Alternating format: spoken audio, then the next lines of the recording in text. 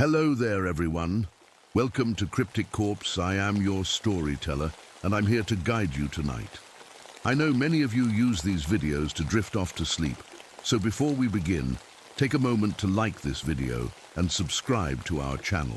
I'm always curious, where are you watching from, and what time is it in your part of the world? Now find your cozy spot and relax. My name is Jake Miller, and I'm about to tell you the worst thing that ever happened to me. I'm 34 years old, and until last month, I worked at a factory making car parts. Then they shut the whole place down. Just like that, I was out of a job with no money and nowhere to go. That's when I got the letter about my uncle's cabin. Uncle Pete died 3 months ago, and he left me his old hunting cabin up in the Montana mountains. I barely knew the guy. He was my dad's weird brother who never came to family dinners.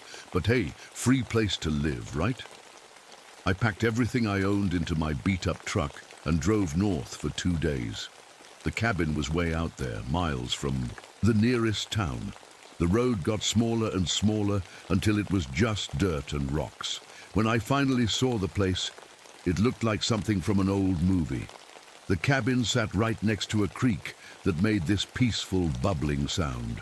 It was October, so the trees were all orange and red.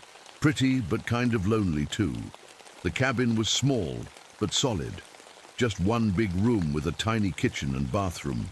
Everything was covered in dust, like nobody had been there for months. I started cleaning up and found some weird stuff. There were deep scratches on the front door, like something with really big claws had tried to get in. The scratches were way too high up to be from a normal animal, maybe a bear, but they looked strange, almost like finger marks. Inside, I found Uncle Pete's things still scattered around. His clothes, some old books, and a leather journal that looked really worn out. I flipped through it, but his handwriting was messy and hard to read. There were drawings, too.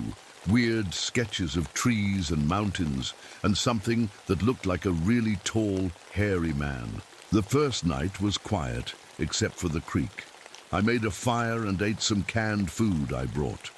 It felt good to have a roof over my head again. I was tired from driving, so I went to bed early. But around midnight, I heard footsteps outside, big, heavy steps walking around the cabin. I grabbed a flashlight and looked out the window, but I couldn't see anything. The steps went around and around, like whatever it was checking out the place. In the morning, I went outside to look for tracks. The ground was soft from the creek, so there should have been footprints. But there was nothing, just some broken branches that looked like something really big had pushed through them. I drove to the nearest town to get supplies. It was just a gas station and a few houses. The old man who ran the gas station was friendly enough, but when I told him where I was staying, his face got serious. "That's Pete's place," he said, looking worried. "You be careful up there, son. Watch the creek at night." "Why?" I asked. "What's wrong with the creek?" But he just shook his head and wouldn't say any more. Back at the cabin, I decided to take a better look at Uncle Pete's journal. I made some coffee and sat by the window where the light was good. The more I read, the more worried I got. Pete wrote about hearing things at night, the same kind of footsteps I heard. He drew pictures of huge footprints in the mud, footprints that looked almost human, but way too big. Some of his words were hard to make out, but I could read enough to know he was scared. One page had a drawing that made my hands shake. It showed a tall figure standing by the creek. The thing was covered in dark fur and had long arms that hung down to its knees. Its eyes were drawn as 2 yellow circles that seemed to stare right at me. Under the drawing, Pete had written, "It knows I'm watching. It knows I'm here." That second night, I kept all the lights on. I put a chair by the front door and sat there with Pete's old hunting rifle across my lap. I didn't even know if it worked, but it made me feel better. Around 2 in the morning, something splashed in the creek. I looked out the window and saw ripples in the water, like something big had just gotten out. The moon was bright, so I could see pretty well. That's when I saw it. A huge shape stood on the other side of the creek, maybe 50 feet away. It Was taller than any person I'd ever seen. Had to be 9 feet tall at least. Its whole body was covered in dark, shaggy fur. But the worst part was its eyes. They glowed yellow in the moonlight, like a cat's eyes, but bigger and meaner. We stared at each other for what felt like forever. I was too scared to move, too scared to breathe. The thing just stood there, watching me through the window. Then it tilted its head to one side, like it was curious about me, like it was trying to figure out what I was. I blinked and it was gone, just like that. The creek was empty again. I sat in that chair all night, shaking. When the sun came up, I went outside to look for tracks. This time, I found them. Huge. Footprints in the mud by the creek. They were shaped like human feet, but 3 times bigger. The toes had left deep marks, like it had claws. But here's the thing that really scared me. The footprints led right up to my cabin. They went all around the building, right under my windows. Whatever that thing was, it had been walking around my cabin while I slept. I followed the tracks into the woods, but they just stopped, like the thing had vanished into thin air. That's when I smelled it for the first time. A terrible smell, like something dead mixed with wet dog. It was so strong it made me want to throw up. The smell hung around the cabin all day, even with all the windows open. The next few days were like living in a nightmare. Every time I tried to hunt for food, all the animals would run away before I even got close. It was like something had scared them off first. I'd sit in the woods for hours and not see a single deer or rabbit. Then my food started going missing.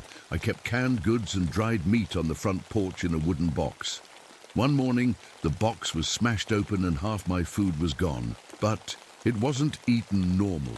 The cans were crushed like someone had squeezed them in their fist, and there were those huge handprints pressed into the wood. I moved all my food inside after that, but it didn't help me sleep.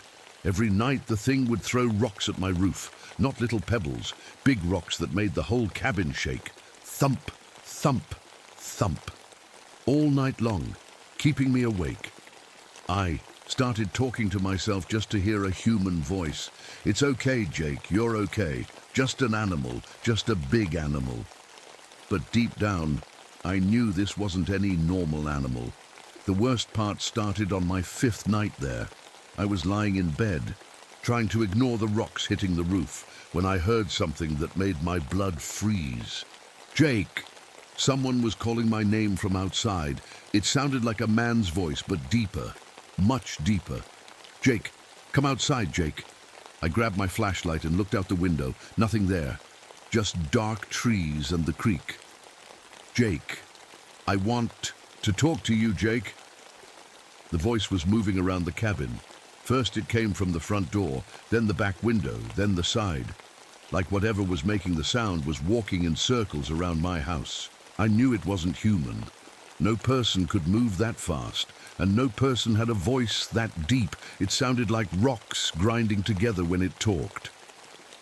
The next morning, I found muddy footprints inside my cabin. Those same huge prints were right, there on my kitchen floor. I always locked the door at night, but somehow the thing had gotten in anyway. I checked the lock. It wasn't broken. The windows were still shut tight. But those footprints were there, leading from the door to right, beside my bed, then back out again. That's when I really started to lose it. I began drinking Uncle Pete's whiskey that I found in a closet. It helped me sleep, but it also made me more scared during the day. My hands shook all the time. I kept looking over my shoulder, even inside the cabin. I decided to explore more of Uncle Pete's things, hoping to find answers. In an old box under his bed, I found something that made me sick to my stomach. Bones. Old, yellowed bones that looked human. Some of them had deep bite marks, like something with huge teeth had been chewing on them. There was a wallet, too, with an ID card for someone named Tom Rodriguez. The picture showed a young guy with a big smile. The ID was only 2 years old. I kept digging and found more stuff. A torn piece of clothing with blood on it, a broken watch, a pair of glasses with one lens missing. All from different people, all left in Uncle Pete's box like trophies. My uncle hadn't just known about this thing. He'd been feeding it people. That night, I didn't even try to sleep. I sat at my kitchen table with the rifle loaded, waiting. Around midnight, the voice came again. "Jake, why won't you come out and play, Jake?" This time I yelled back, "What do you want from me?" The voice got quiet for a minute, then it laughed. It was the most horrible sound I'd ever heard. Like a person laughing but wrong, like there was too much mouth and too many teeth. "I want to be friends, Jake." Just like I was friends with Pete. I couldn't take it anymore. The next morning, I loaded Uncle Pete's rifle and went hunting for that thing. I was tired of being scared, tired of hiding. If it wanted to kill me, at least I'd go down fighting. I found its tracks by the creek and followed them into the woods. The trail led up the mountain, through thick trees and over rocks. I walked for hours, but the tracks just kept going.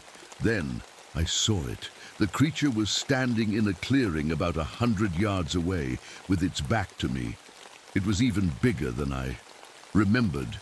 Huge shoulders, arms that hung down like tree branches, covered in dark, matted fur. I raised the rifle and aimed right at its back. My hands were shaking, but I took a deep breath and pulled the trigger. The shot echoed through the mountains. The creature stumbled forward and turned around to look at me. I could see blood on its chest where the bullet hit.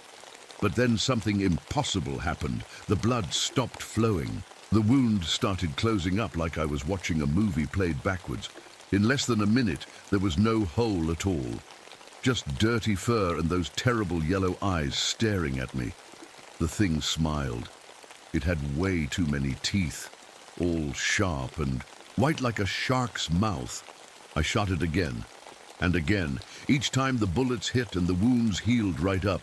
The creature just stood there letting me waste my bullets, grinning at me the whole time. When I ran out of bullets, it started, walking toward me. Not running, just walking slow and steady, like it had all the time in the world. I ran back to the cabin as fast as I could, crashing through branches and stumbling over rocks. Behind me, I could hear the thing laughing again. Back at the cabin, I tried to start my truck. I needed to get out of there, get back to town, tell someone what was happening.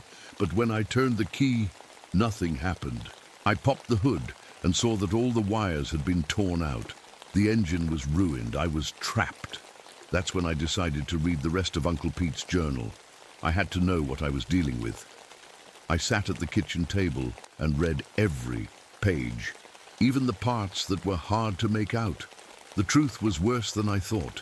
Pete had lived at the cabin for 20 years. He'd seen the creature his first winter there, just like me. But instead of fighting it or running away, he'd made a deal with it. The creature was hungry.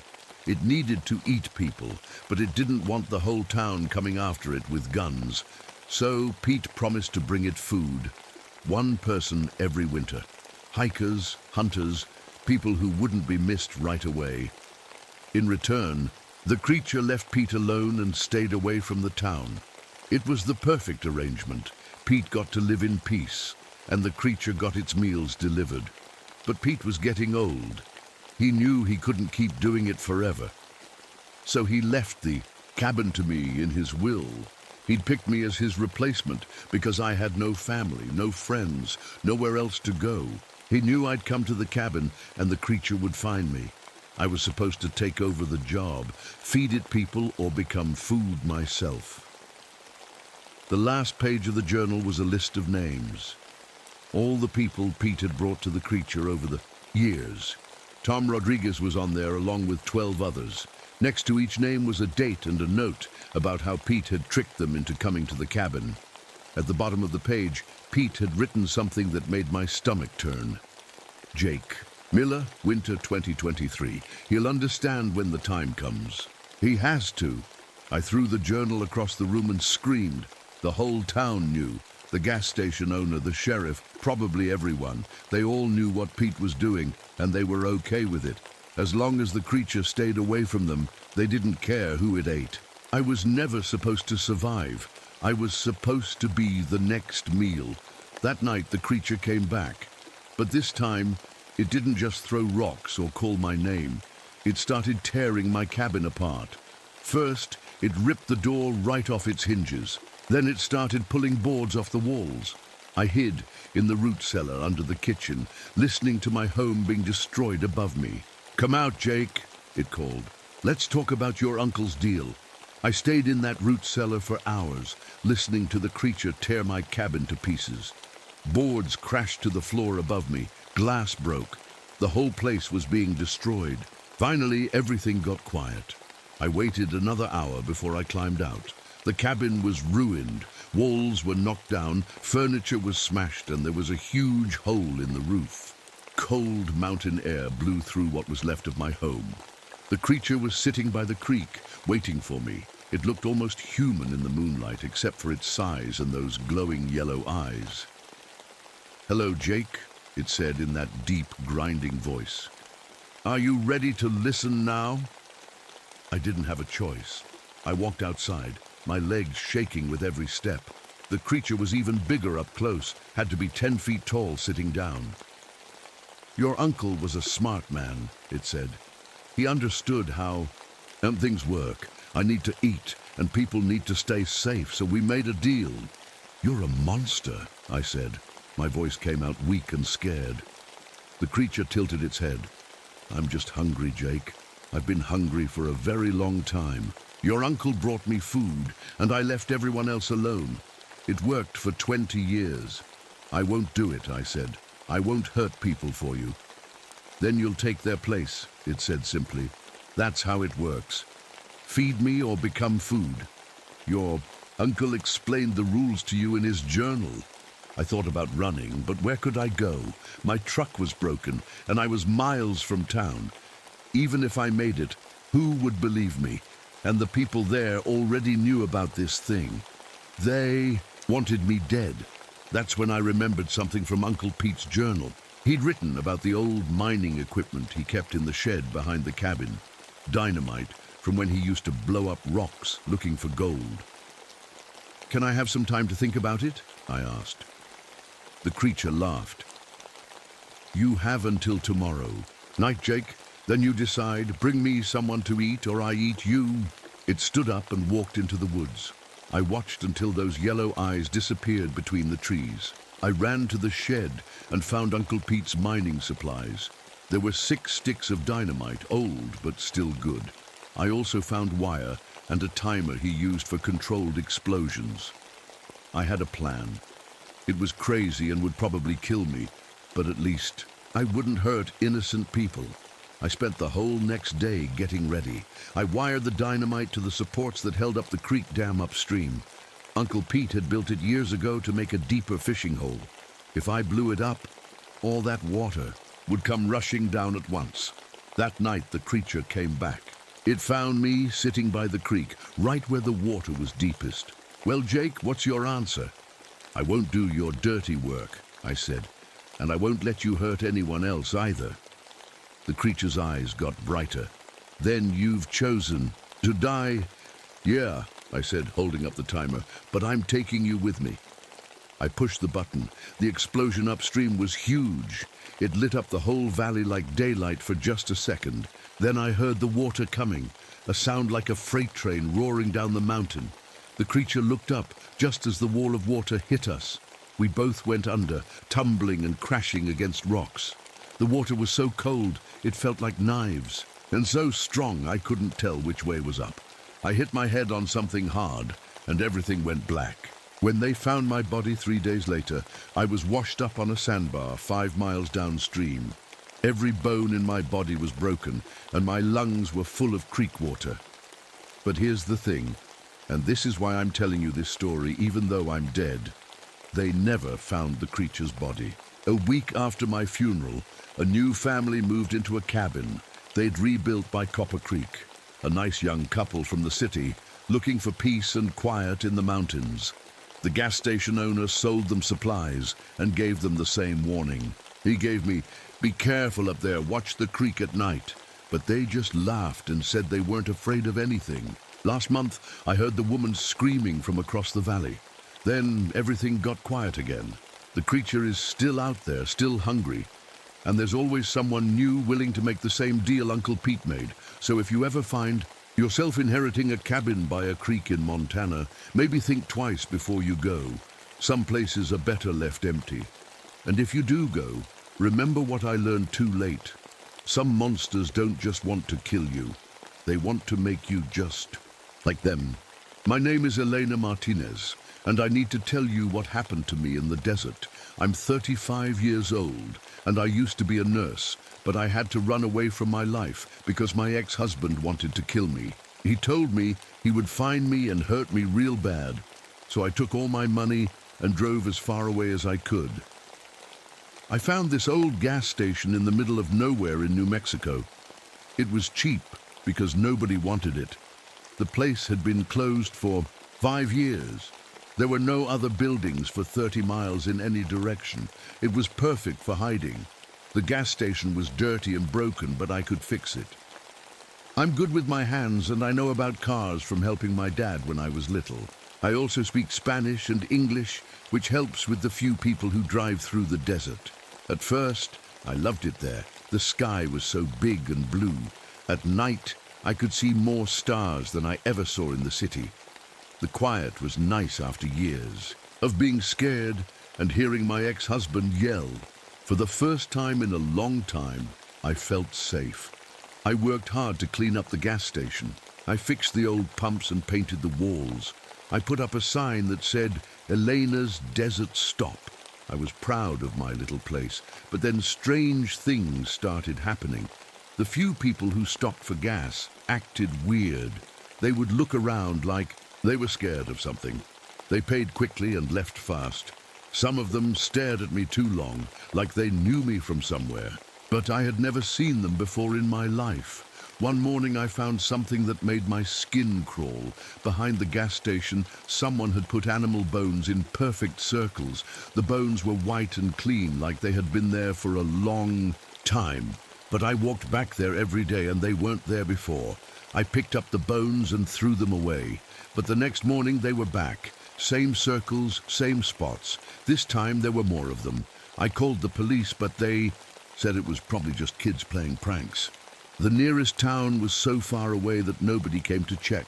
I was alone with whatever was putting those bones there. At night, I started hearing sounds outside. Footsteps on the gravel. Someone walking around my gas station when I was trying to sleep. But when I looked out the windows, nobody was there. I kept a baseball bat next to my bed. I also had my grandmother's silver necklace that she gave me before she died. She said it would keep bad things away. I never believed in that stuff before, but now I wore it every day. Something was wrong in this desert. Something was watching me, but I couldn't leave. Where would I go? My ex-husband was looking for me everywhere. At least here I was hidden. I just didn't know what I was hiding from. The first time I saw her, I thought I was dreaming. It was a Tuesday morning, and I was cleaning the windows of my gas station. The sun was hot, and sweat was running down my back. I heard a car pull up, so I turned around to help the customer. Standing by the gas pumps was my mother, but that was impossible. My mother died 3 years ago. I went to her funeral. I cried over her grave. She was gone. The woman looked exactly like my mum. Same black hair with grey at the sides, same brown eyes, same way of standing with one hand on her hip. She even wore the blue dress my mother loved. Elena, mija, she said in my mother's voice. You look tired. Are you eating enough? My hands started shaking. The cleaning cloth fell to the ground. I couldn't breathe right. You're not real, I whispered. She smiled the same way my mother used to smile when I was scared. Come here, baby. Let me give you a hug. I wanted to run to her. Every part of me wanted to believe she was really there, but I knew better. Dead people don't come back. What are you? I asked. The thing that looked like my mother tilted her head. For just a second, her face changed. Her eyes went black, and her smile became too wide. Then she looked normal again. I'm your mother, Elena, don't you know me? I grabbed my grandmother's necklace and held it tight. The silver felt warm in my hand. My mother is dead, I said louder. The fake mother laughed, but it didn't sound right. It sounded like wind blowing through empty buildings. Death is just a word, Mija. I came back to see you, to make sure you're safe out here all alone. I closed my eyes and counted to 10. When I opened them, she was gone. No car, no person. Just me standing in the desert heat, shaking like a scared child. I told myself it was the sun.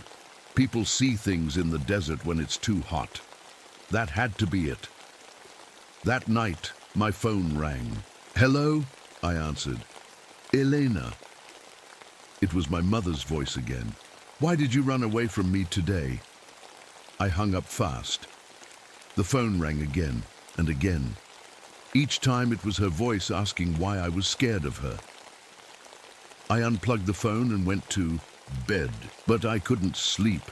The next day, a man came for gas. He looked familiar, but I couldn't remember where I knew him from. He had kind eyes and a nice smile. Hot day, he said while I filled his tank. Yeah, it is. You look like someone I know, he said. Did you used to live in Albuquerque? My blood went cold. That's where I lived with my ex-husband. That's where I ran from. No, I lied. I've always lived here. He smiled bigger. Are you sure? You look just like Elena Martinez. She used to work at the hospital there. I stepped back. Nobody here was supposed to know my real name or where I came from. I think you have me mixed up with someone else, I said. Maybe, he said. But his eyes said he knew I was lying. He paid and drove away. I wrote down his license plate number, but when I looked at the paper later, there was nothing there. Just blank paper. That's when I started looking at myself in mirrors more often. I needed to make sure I still looked like me, because sometimes, late at night, I would catch my reflection doing things I wasn't doing, like waving when my hands were at my sides, or smiling when I felt like crying. Something was playing games with me, something that could look like anyone. It wanted, and it was getting closer. 3 weeks later, I found the first body. A traveling salesman had stopped by 2 days before. Nice man named Robert. He sold office supplies and was driving to California. We talked for 20 minutes while I fixed a small leak in his car. He showed me pictures of his kids and gave me his business card. I found him behind the gas station where the bone circles used to be. He was just lying there in the sand. His skin was like old leather, all dried out. His eyes were gone. He looked like he had been dead for months, not 2 days. But I had just talked to him. We had laughed together. How could he be dead for months? I called the police right away. This time they had to come. A dead body is not a prank. The officer who came was young and looked scared. He took pictures and asked me questions, but he kept looking over his shoulder like something was watching us. Ma'am, he said quietly, how long has this man been here? I told you I found him this morning, but he was alive 2 days ago. The officer shook his head. That's not possible. Look at him. This body has been here for at least 6 months, maybe more. I stared at the dead man. It was definitely Robert. Same clothes, same wedding ring. But the officer was right. The body looked ancient. I don't understand, I whispered. Neither do I, the officer said, but I need to ask you to stay close to town for the next few days. Don't go anywhere alone. After he left with the body, I sat in my gas station and tried to think. Something had killed Robert. Something that could make a fresh body look months old. That night, Robert came to buy gas. I was about to close when I heard a car outside. Through the window, I saw Robert's car, the same dents, the same license plate, and Robert got out. He looked exactly like he did 3 days ago.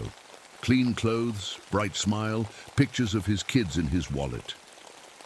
Hi there, he said like nothing had happened. Could you fill her up? I've got a long drive ahead of me. My hands wouldn't stop shaking. You're dead. I found your body. He laughed. Dead? I feel great. Best I've felt in years. The police took your body away. You were all dried up. Robert's smile got bigger, too big. His teeth looked sharp. You must be confused, Elena. Sometimes the desert plays tricks on people, makes them see things that aren't there. He knew my name. I never told him my name. I backed toward my baseball bat. Stay away from me. Now, why would I hurt you? We're friends, remember? You fixed my car. But his voice was changing, getting deeper, and his face was changing too. The skin was moving like something was crawling under it. I grabbed my bat and swung at him. It went right through him like he was made of air. He laughed, and the sound made my teeth hurt. "See you soon, Elena," he said. Then he was gone. The car was gone too. I didn't sleep that night. I sat in my chair with the bat in my hands and watched the windows. The next morning, I found another body. This one was a state trooper. Officer Martinez, no relation to me, just the same last name. He had stopped by a week ago to check on me. Sweet old man, close to retirement. He was buried in the sand about 50 feet from my gas station. I only found him because his hand was sticking up. He looked just as dried. Out as Robert. I didn't call the police this time. What was the point? They wouldn't believe me. Instead, I started digging. If there were 2 bodies, maybe there were more. I was right. Under the sand around my gas station, I found 6 more bodies. All people who had stopped for gas in the past month. All dried up like they had been dead for years. But I remember talking to every single one of them. They had been alive. They had been normal. Then I understood. Something was killing people and taking their place. It could look like anyone, sound like anyone, even know things only they would know, and it had been playing with me this whole time. That evening I saw myself. I was inside making dinner when I looked. Out the window, there was another me standing by the gas pumps. She looked exactly like me. Same clothes, same hair, same face, but I was inside. So who was that? The other me waved at me. Then she pointed to something behind me. I turned around, and there was my ex-husband sitting at my kitchen table. "Hello, Elena," he said in his calm, scary voice. "Did you really think you could hide from me?" I grabbed my grandmother's necklace so hard it cut my palm. The silver felt burning hot. My ex-husband smiled, but it wasn't his real smile. It was too perfect, too friendly. The real him never smiled at me like that. "You're not him," I said. "He doesn't know where I am." "Are you sure about that?"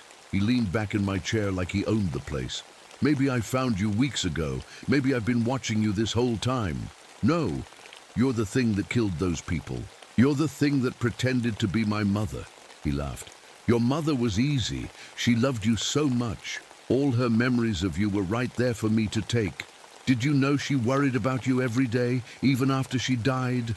My heart felt like it was breaking all over again. Stop it. And Robert the salesman, he was so happy to talk to someone.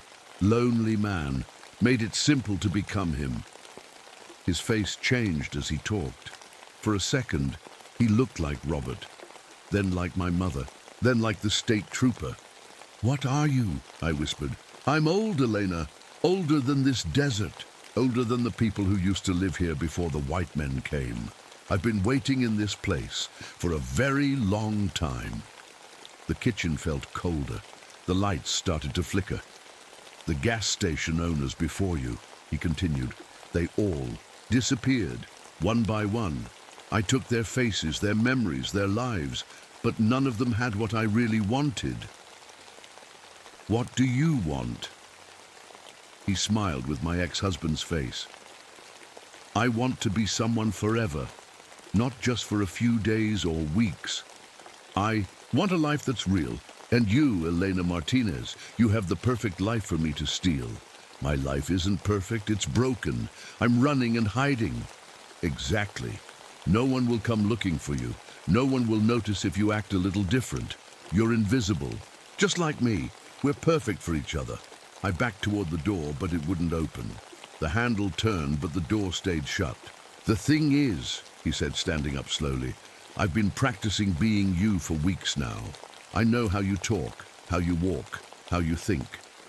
I know about your grandmother's necklace. and your fear of spiders, and how you hum when you're nervous. I wasn't humming, but as soon as he said it, I realized I was. I know you bite your lip when you're scared. He pointed at my mouth. I was biting my lip. And I know you touch your necklace when you're really frightened. My hand was on my grandmother's necklace. See, I already know how to be you better than you do. That's impossible. Is it? Tell me, Elena, what did you have for breakfast 3 days ago? I tried to remember. I couldn't. What was the name of your first dog? Nothing. My mind was blank. What did your grandmother say to you the last time you saw her? I should know that. It was important, but I couldn't remember. You can't answer because those memories aren't yours anymore, he said softly. I've been taking them little by little. Every time you see me, every time we talk, I take a little more of who you are. The room started spinning. I felt sick. Who am I? I asked. That's a good question. Are you the real Elena Martinez, or are you just another copy I made to play with? I looked down at my hands. They looked like my hands, but how could I be sure? The real Elena might be buried in the sand with the others, he continued, all dried up and forgotten. You might just be a copy who thinks she's real. No. I shook, my head hard. I remember my life. I remember being a nurse. I remember running away. Do you? Or do you remember me remembering those things? I tried to think of something only I would know. A secret memory that proved I was real. But every time I found one, I wondered if he had given it to me. Stop playing games with me, I screamed. I'm not playing games anymore, he said. His voice was getting deeper, stranger. I'm done practicing. It's time to become you forever. He stood up and his face started changing, melting, reshaping itself. In seconds, he looked exactly like me. Everything was perfect. My nose, my eyes, my scar from when I fell off my bike as a kid. Hello, Elena, he said with my voice. I'm you now. Then I heard another voice behind me, my grandmother's voice. No, Mija, you are still you. Don't let it trick you. I turned around and there she was, my grandmother, exactly like I remembered her, but she looked see-through, like a ghost. Abuela, the necklace, Elena. Remember what I told you about the necklace. The creature that looked like me laughed. More tricks, Elena. I can look like anyone, even dead people. But my grandmother smiled, and I felt warm inside, safe, like when I was little and she would hold me during thunderstorms. You know the difference between real and fake, Mija, she said. Trust your heart. Trust what you feel. And I did feel something. The necklace around my neck was getting hotter, and for the first time in weeks, I knew exactly who I was. I was Elena Martinez. I was real, and I was going to fight back. You want to fight me? The creature wearing my face laughed. I am you. How do you fight yourself? My grandmother stepped closer. I could see through her, but she felt real. Remember what I taught you, Mija. When something evil copies good, it can never copy the love inside. The creature's face twisted with anger. Shut up, old woman, you're dead. Yes, I am dead, but love doesn't die. And Elena's love for me is real. Your fake love is empty. I understood. I pulled my grandmother's necklace off and held it tight. The silver was so hot, it almost burned my skin. This necklace, I said to the creature, tell me what it means to me. The fake Elena smiled. It's your grandmother's. She gave it to you. It's supposed to protect you. Wrong, I said. That's just the facts. Tell me what it means. The creature's smile faded. It couldn't answer. It means she held me when I was scared, I continued. It means bedtime stories and cookies after school. It means someone loved me even when I felt broken. You can copy my face and my voice, but you can't copy 40 years of love. The creature started to look angry. Its perfect copy of my face began to change. The features got sharper, meaner. "It doesn't matter," it said. "I'll kill you and take your place anyway. No one will know the difference." "I'll know," said my grandmother. "You're dead, and you're empty," she said calmly. "You can steal faces and memories, but you can never steal a soul." I started walking toward the creature. It backed away from me. "My grandmother taught me prayers," I said. "She taught me that some things are stronger than fear." I began to say the prayer my grandmother used to say when I had nightmares. It was in Spanish, words about light and protection and love. The creature screamed, not with my voice anymore, but with a sound like wind and breaking glass. "Stop it!" it yelled, but I kept praying. The necklace was burning hot now, but I held it tighter. The creature's stolen face was melting away. Underneath was something dark and shapeless. "You can't send me away," it screamed. "I've been here for hundreds of years." "Then it's time for you to rest," my grandmother said. She put her ghostly hand on my shoulder. "Finish it, mija." I said the last words of the prayer. The creature let out one final scream and then dissolved like smoke. The kitchen got warm again. The light stopped flickering. My grandmother smiled at me. "You did good, Elena." "Are you really here?" "I'm always here when you need me, but now you're safe. You can live your life." She started to fade away. "Wait," I said. "I have to ask you something. Am I real? Am I really me?" She touched my face with her disappearing hand. "You are my granddaughter. You are Elena Martinez. You are real, and you are loved. Never forget that." Then she was gone. I stood alone in my kitchen, holding the necklace. Outside, I could hear the wind blowing across the desert. It sounded peaceful now, but then I remembered something the creature had said, something that made my blood turn cold. It had mentioned my ex-husband like it knew him, like it had seen him. I ran to my phone and called my sister in Albuquerque. "Maria, it's Elena." "Elena, thank God. I've been trying to reach you for weeks." "What's wrong?" "It's about Carlos, your ex-husband. Elena, he's been dead for 2 months. Someone killed him. The police found his body all dried up in the desert." The phone fell from my hand. If Carlos was dead, then who had I been running from all this time? Who had I been so afraid of? I walked to the bathroom and looked in the mirror.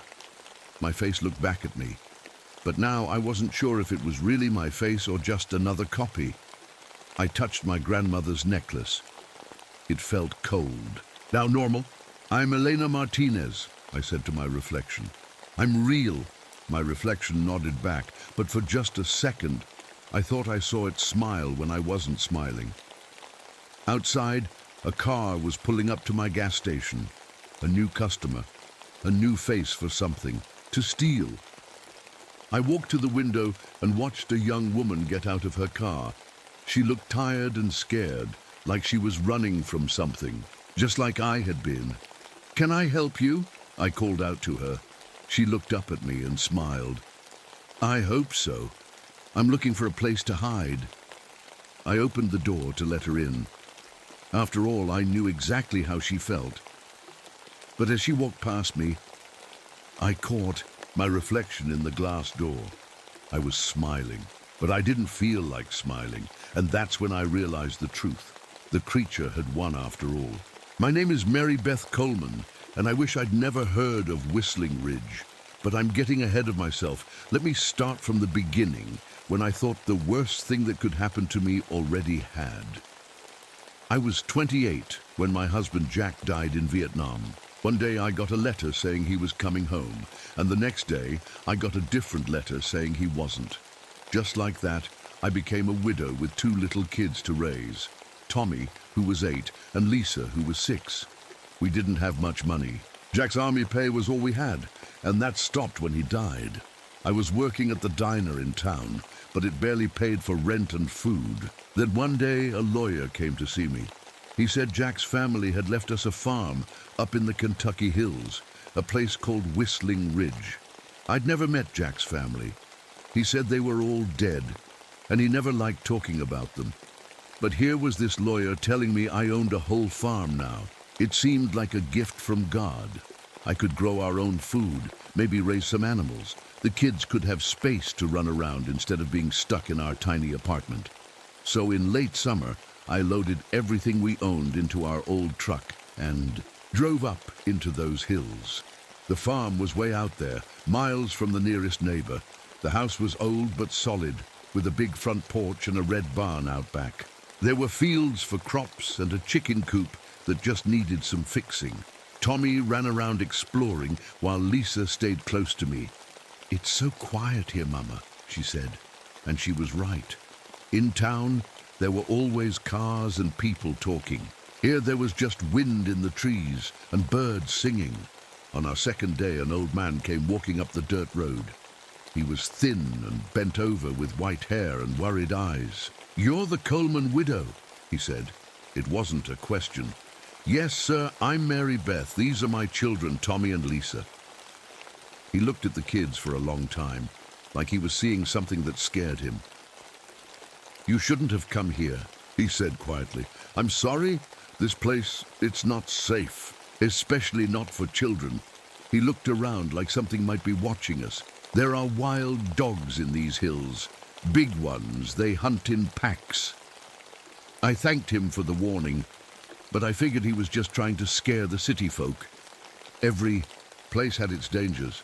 In town, we worried about cars and strangers. Out here, it was wild animals. I could handle that. I knew how to shoot. Jack had taught me before he left for the war. But on our third night, I woke up to a terrible noise. Something was screaming outside, high and awful. I grabbed Jack's rifle and looked out the window. In the moonlight, I could see our chickens scattered all over the yard. They weren't moving. In the morning, I found them all dead. Not just dead, torn apart. Whatever killed them had ripped them to pieces and left them lying around like broken toys. It killed our 2 goats too, but it didn't eat any of them.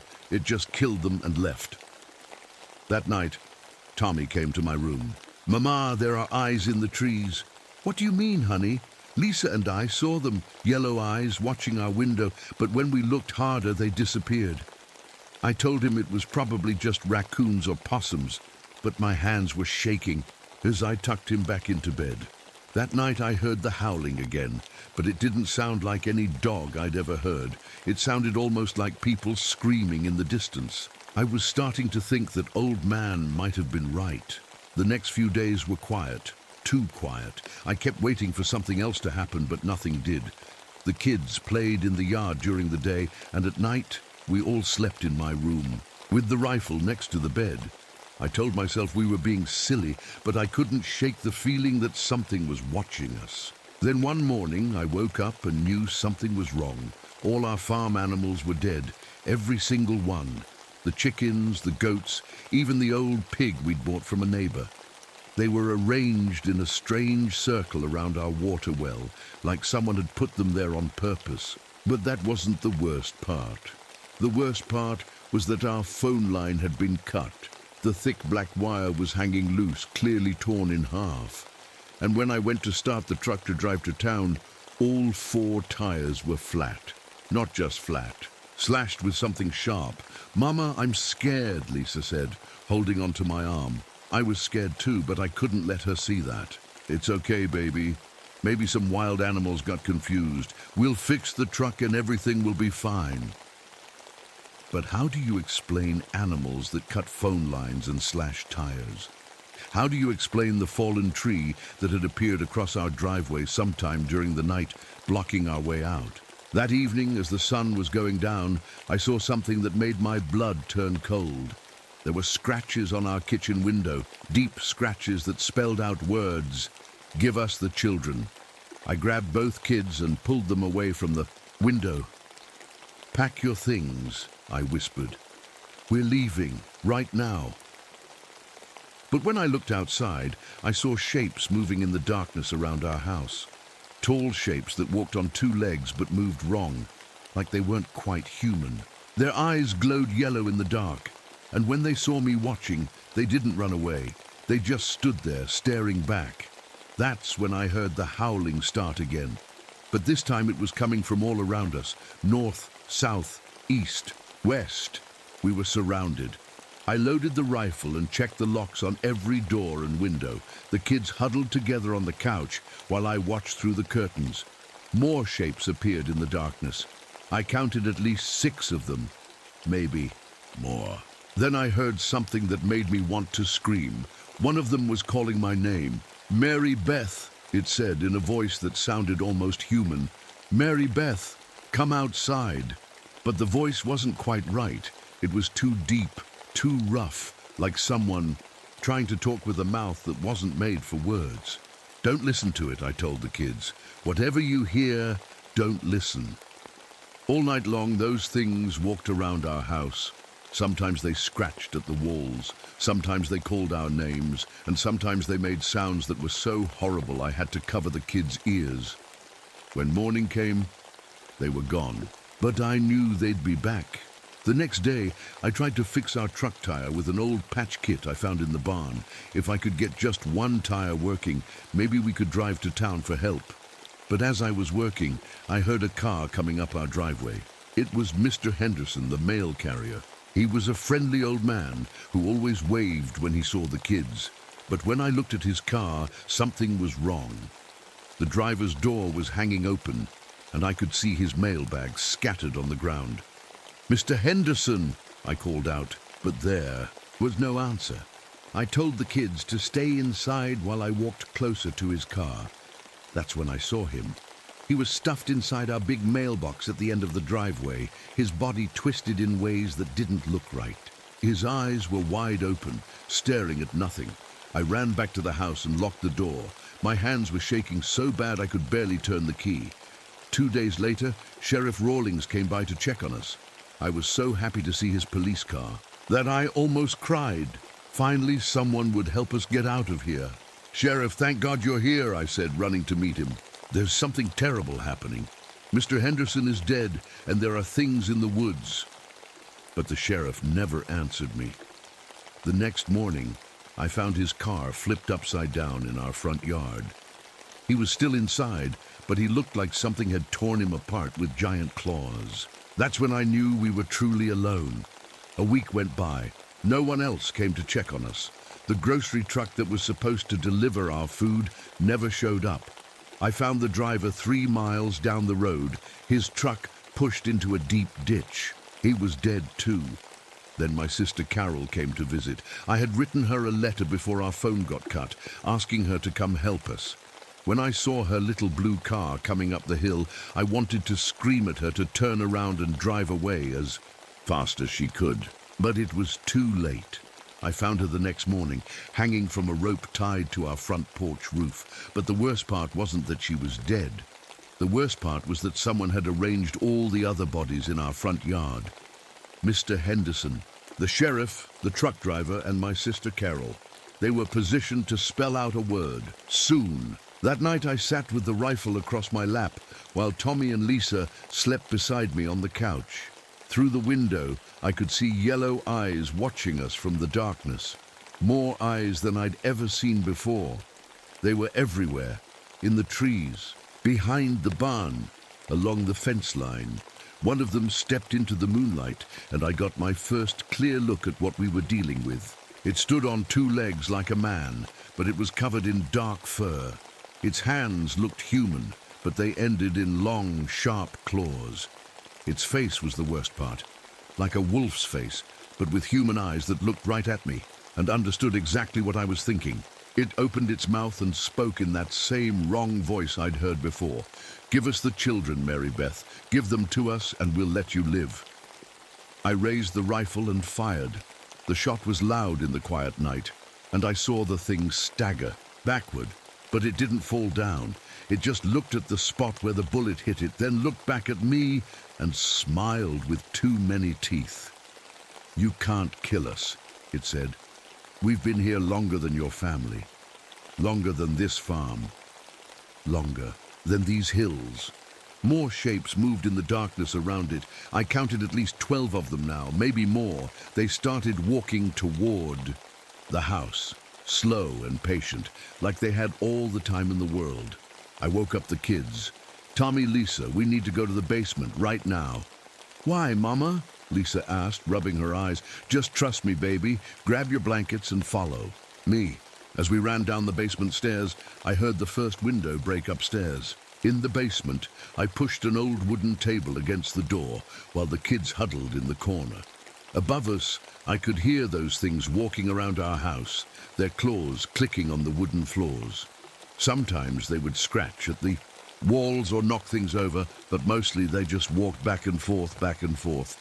"Mama, I'm scared," Lisa whispered. "I know, baby, we're going to be okay." But I wasn't sure I believed that anymore. While we waited, I started looking through some old boxes that were stored down there. Most of them had been left by Jack's family. Old clothes, books and papers. I'd never bothered to go through them before, but now I had nothing else to do. In one box, I found a stack of letters tied with a faded ribbon. The paper was yellow and old, and the handwriting was hard to read. But as I looked closer, I realized they were letters between Jack's grandfather and his father. And they were talking about us. One letter said, "The pack is getting restless. They want their payment soon. If Jack doesn't come back from the war, his wife and children will have to do." Another letter said, "Every 20 years, we give them what they want. It's the only way to keep them from coming into town. The only way to keep everyone else safe." My hands started shaking as I read more. Jack's family had made some kind of deal with these creatures. For generations, the Coleman family had been feeding them, giving them children to keep them happy and quiet. "Tommy," I whispered, "come here and help me read this." Tommy was good at reading, better than most kids his age. Together we figured out what the letters were saying. Jack's great-grandfather had first met the pack back in 1923. They had killed his livestock and threatened his family. But instead of fighting them, he made a bargain. Every 20 years, he would give them one of his children. In return, they would leave the town alone. It had worked for 40 years. Jack's great-grandfather gave them his youngest son in 1943. Jack's grandfather gave them his daughter in 1963. And now it was 1965, and they wanted Tommy and Lisa. The worst part was reading about Jack. His father had written a letter explaining everything, telling Jack that when he came back from Vietnam, he would have to choose which of his children to give to the pack. But Jack had died in the war before he ever got that letter, before he could warn me. "Mama, what does this mean?" Tommy asked. I didn't know how to explain it to him. How do you tell an 8-year-old that his father's family had been feeding children to monsters for decades? How do you tell him that he and his sister were supposed to be the next meal? Above us, the scratching stopped. Everything went quiet.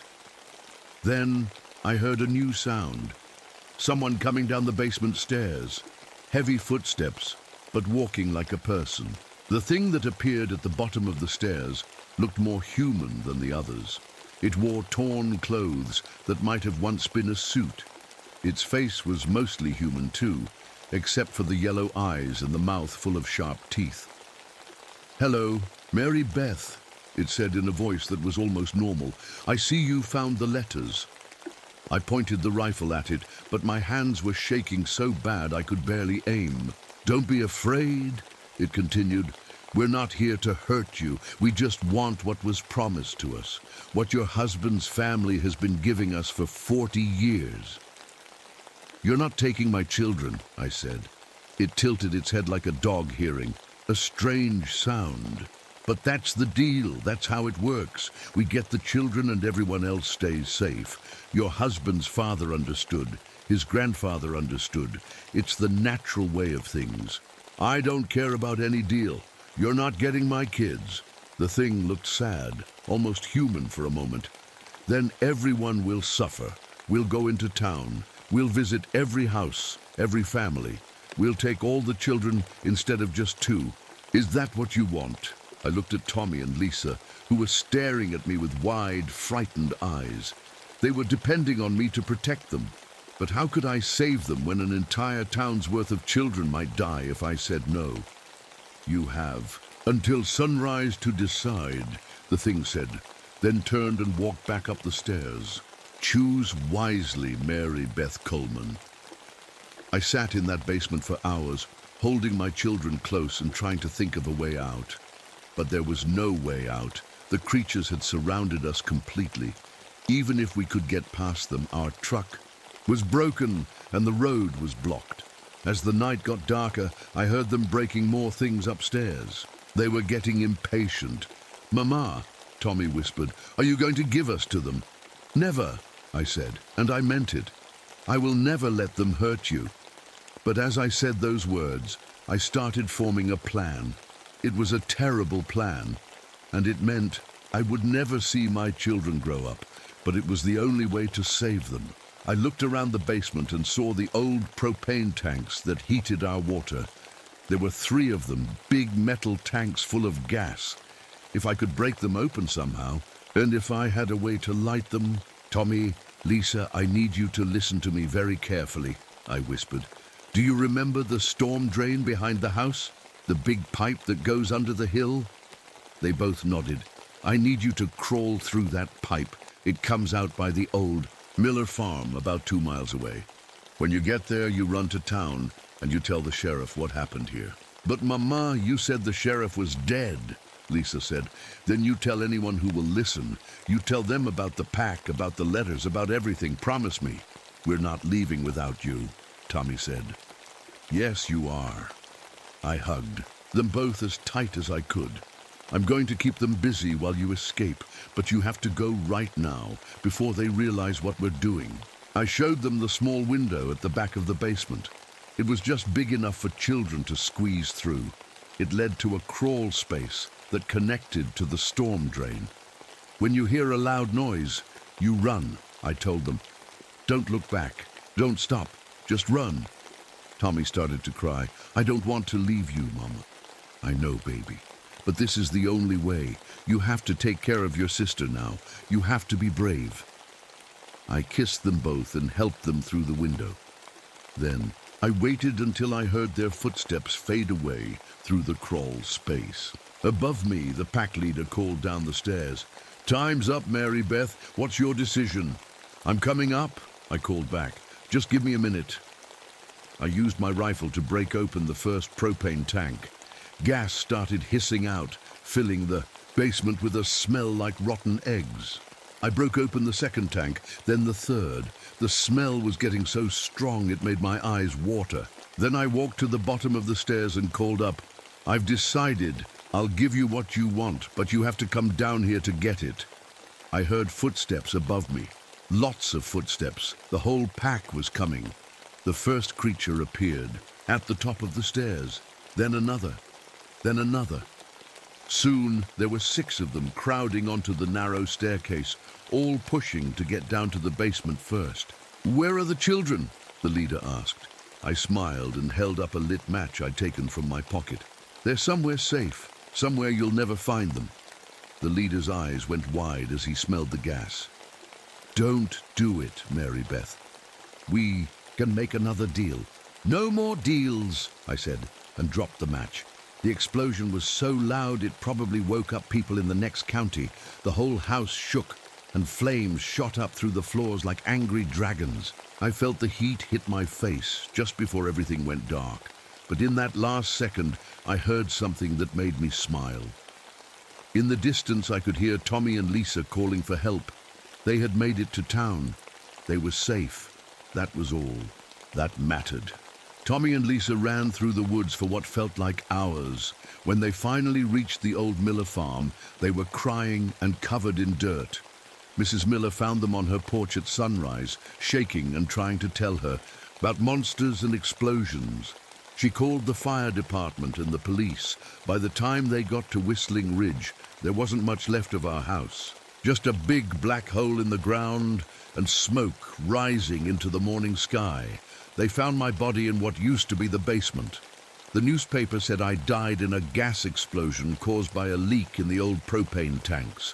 They found 3 burned bodies, with me, but the police said they were probably drifters who had broken into our house to rob us.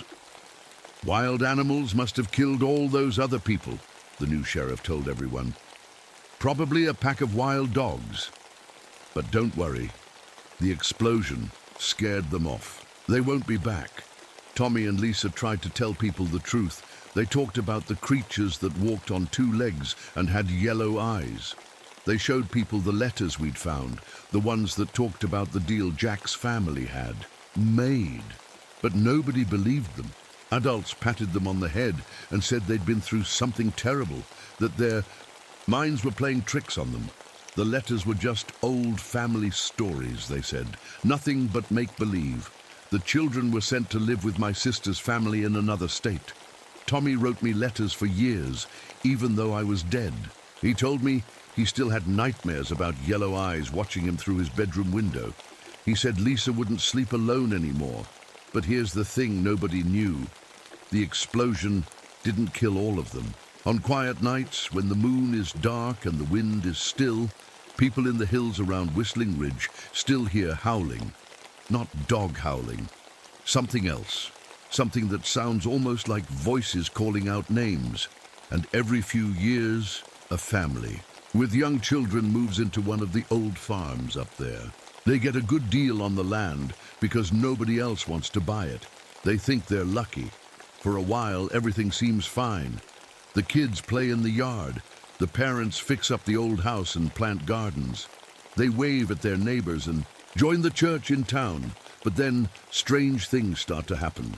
Farm animals turn up dead. Phone lines get cut. Yellow eyes watch from the tree line at night. And somewhere in the darkness, patient voices whisper the same words they whispered to me. Give us the children. The pack is still out there, waiting. They're smaller now, but they're learning to be patient again. They know that eventually another family will have nowhere else to go. Another family will need a fresh start in a place where the land is cheap and the neighbors mind their own business. When that happens, the cycle will begin again.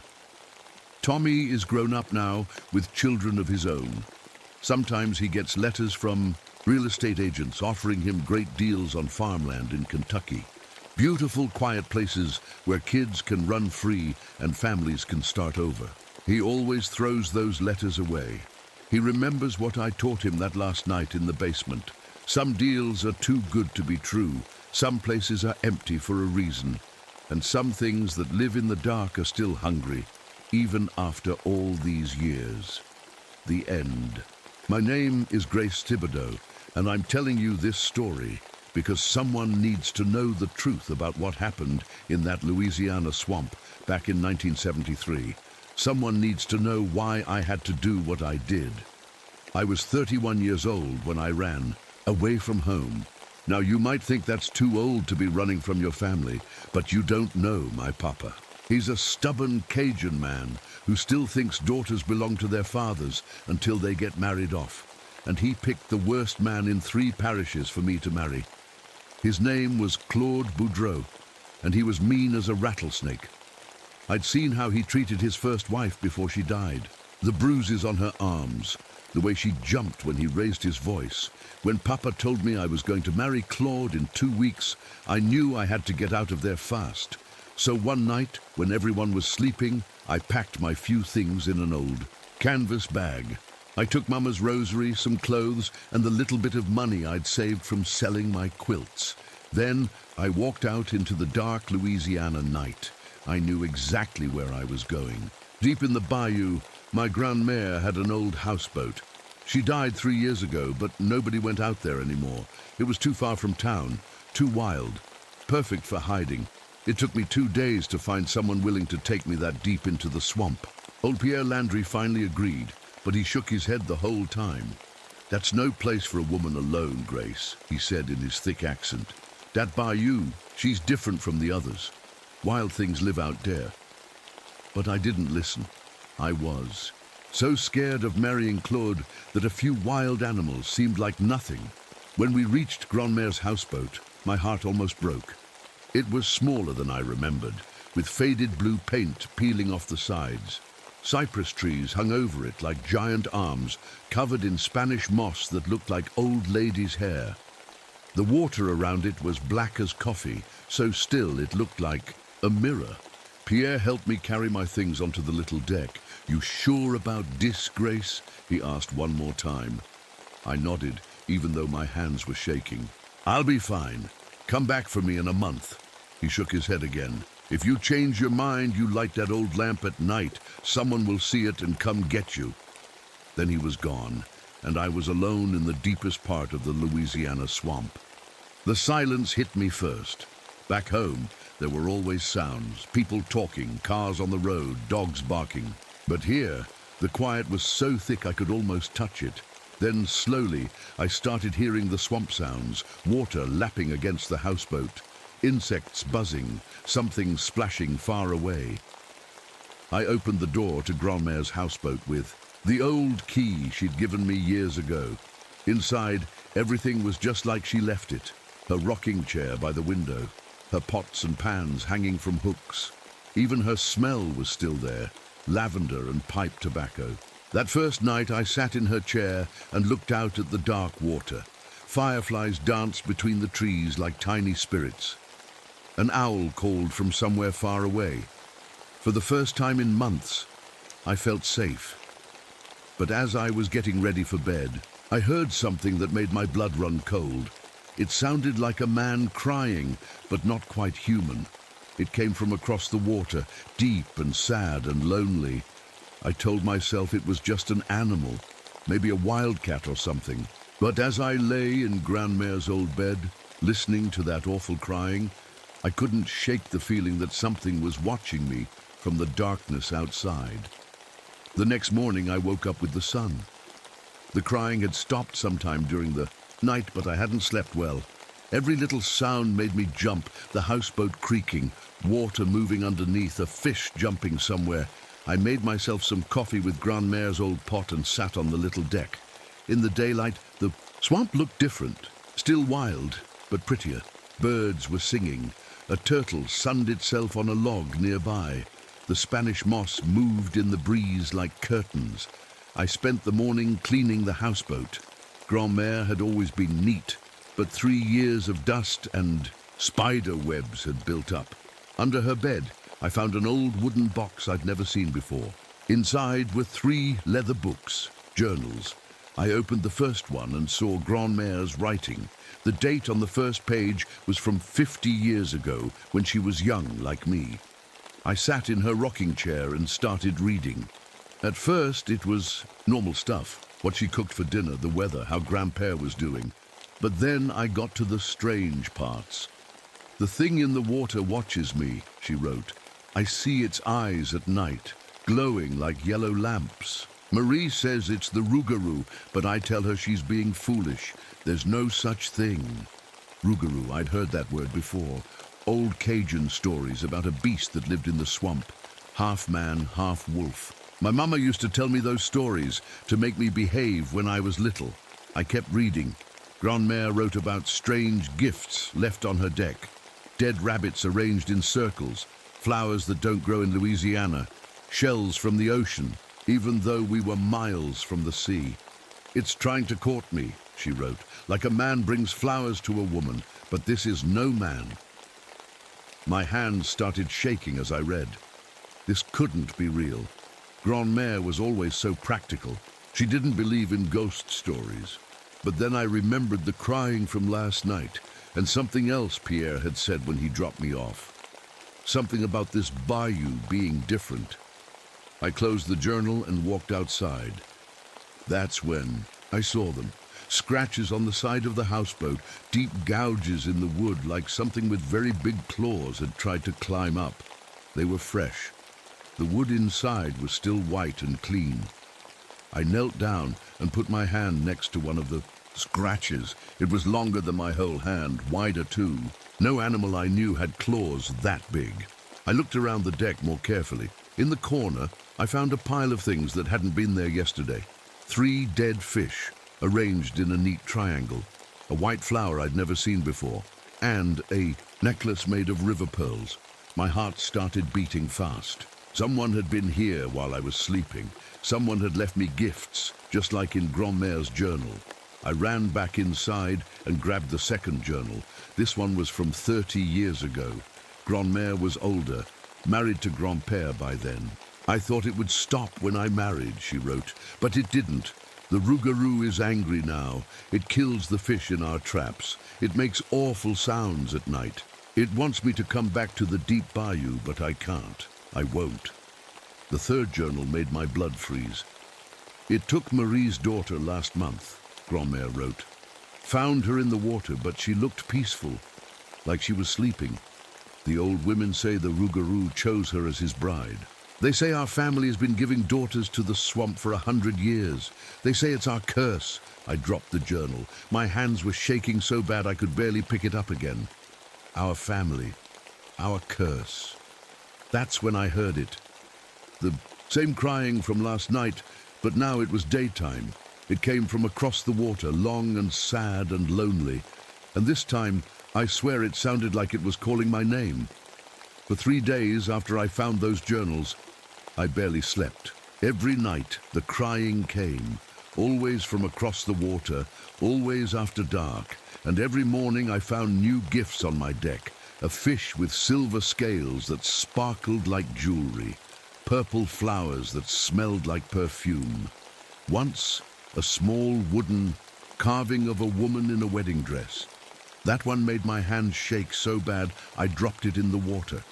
I tried to tell myself it was just someone playing tricks, maybe a local person who knew I was out here alone. But deep down, I knew better. The gifts were too strange, too perfect, and those claw marks kept getting deeper. On the 4th morning, I woke up to find my little boat was gone. I ran outside in my nightgown and looked everywhere. The rope was still tied to the dock, but it was chewed through, like something with very sharp teeth had bitten it in half. My boat was floating about 50 yards away, just sitting there in the middle of the water, waiting. I called out, "Hello, is someone there?" But only the echo of my voice came back. That's when I noticed something else. The water level around the houseboat had dropped, a lot. The dock that was usually level with the deck was now 3 feet below it. I could see the muddy sides of the bayou that were normally underwater. It was like something was controlling the water itself. I had to get my boat back. It was my only way out of here if things went bad. So I put on my clothes and waded into the shallow water. The mud was thick and cold. It sucked at my feet with every step. Halfway to the boat, I stopped. The water around me was perfectly still, like glass. Too still. Even when I moved, it barely made ripples. That's when I saw the eyes. They were under the water about 10 feet away from me. Yellow eyes, bigger than any animal I'd ever seen. They watched me without blinking, without moving. I couldn't breathe, couldn't move. The eyes just stared at me, and I stared back. Then, slowly, they rose up. First I saw the top of a head, then a face, but not a human face. It was covered in dark fur, with a long snout full of sharp white teeth. The yellow eyes never looked away from mine. It was him, the Rougarou. He stood up in the water until I could see his whole body. He was tall, maybe 7 feet, with broad shoulders, and long arms that ended in claws. He looked like a man and a wolf mixed together. His fur was wet and dark, and water dripped from his jaws. But the strangest thing was his expression. He didn't look angry or mean. He looked lonely, sad, like he'd been waiting for something for a very long time. We stared at each other for what felt like hours, but was probably only seconds. Then he spoke. His voice was deep and rough, like gravel in a jar, but he spoke perfect English. "Grace," he said, "you came back to me." I found my voice. I don't know you." He smiled, showing those sharp teeth. "But I know you. I've been waiting for you since you were born, since your grandmère left me." "My grandmother never—" "She did," he said, taking a step closer.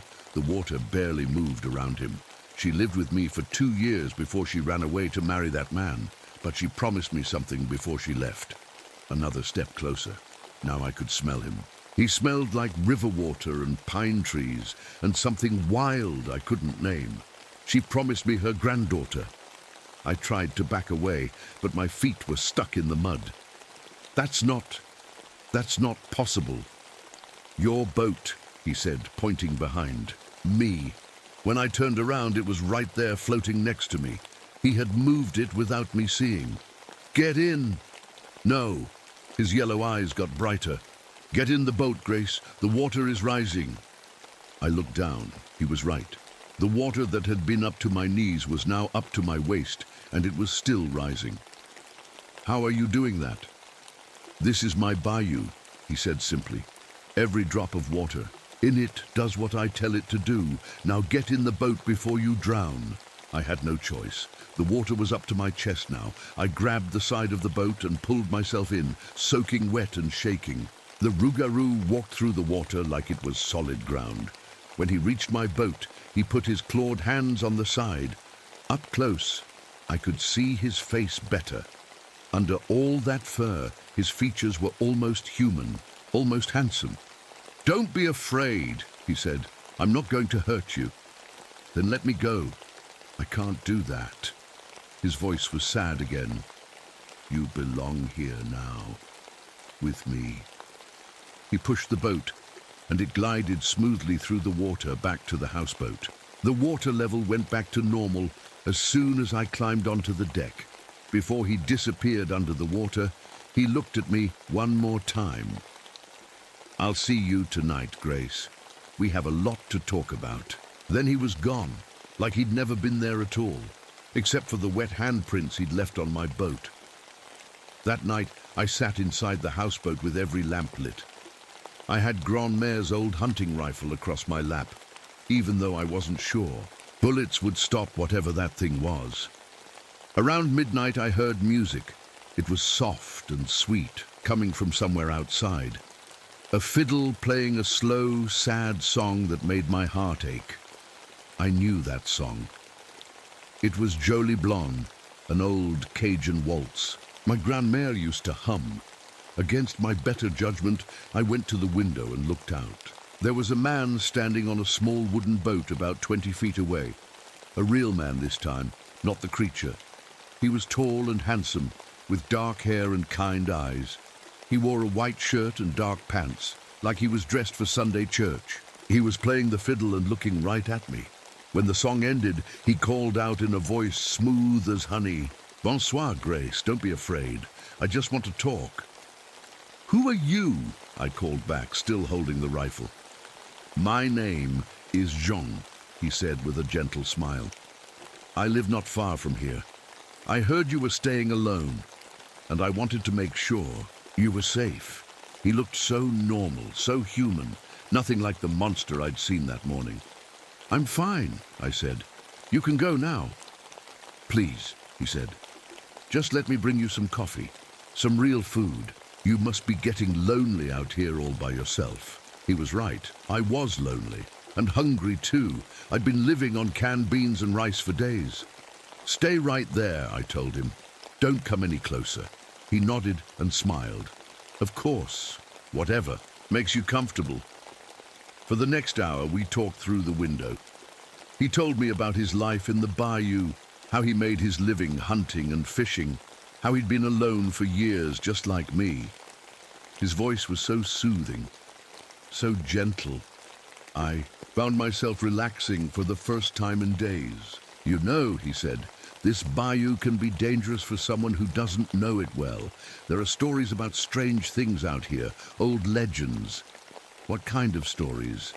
"The Rougarou," he said, his voice dropping to a whisper. "A beast that takes women from their families. But don't worry, as long as I'm here, nothing will hurt you." I felt a chill run down my spine. "Have you ever seen it?" "Once," he said, "a long time ago, but it's afraid of me. It won't come near while I'm protecting you." He started coming back every night after that, always with his fiddle, always with that sweet, gentle voice. He brought me fresh fish and wild honey, flowers that smelled like heaven, little gifts that made me smile. After a week, I started looking forward to his visits. I'd put on my best dress and brush my hair. I'd sit on the deck and listen to him play music until late into the night. He told me stories about the bayou, about the families who used to live deeper in the swamp, about the old ways that were disappearing as people moved to the cities. "You understand," he said one night. "You're not like other women. You belong here in the wild places, away from all those people who don't understand what real life is." He was right. I did feel like I belonged here, more than I'd ever felt like I belonged anywhere else. On the 10th night, he asked if he could come up on the deck. "I won't hurt you," he promised. "I just want to sit closer.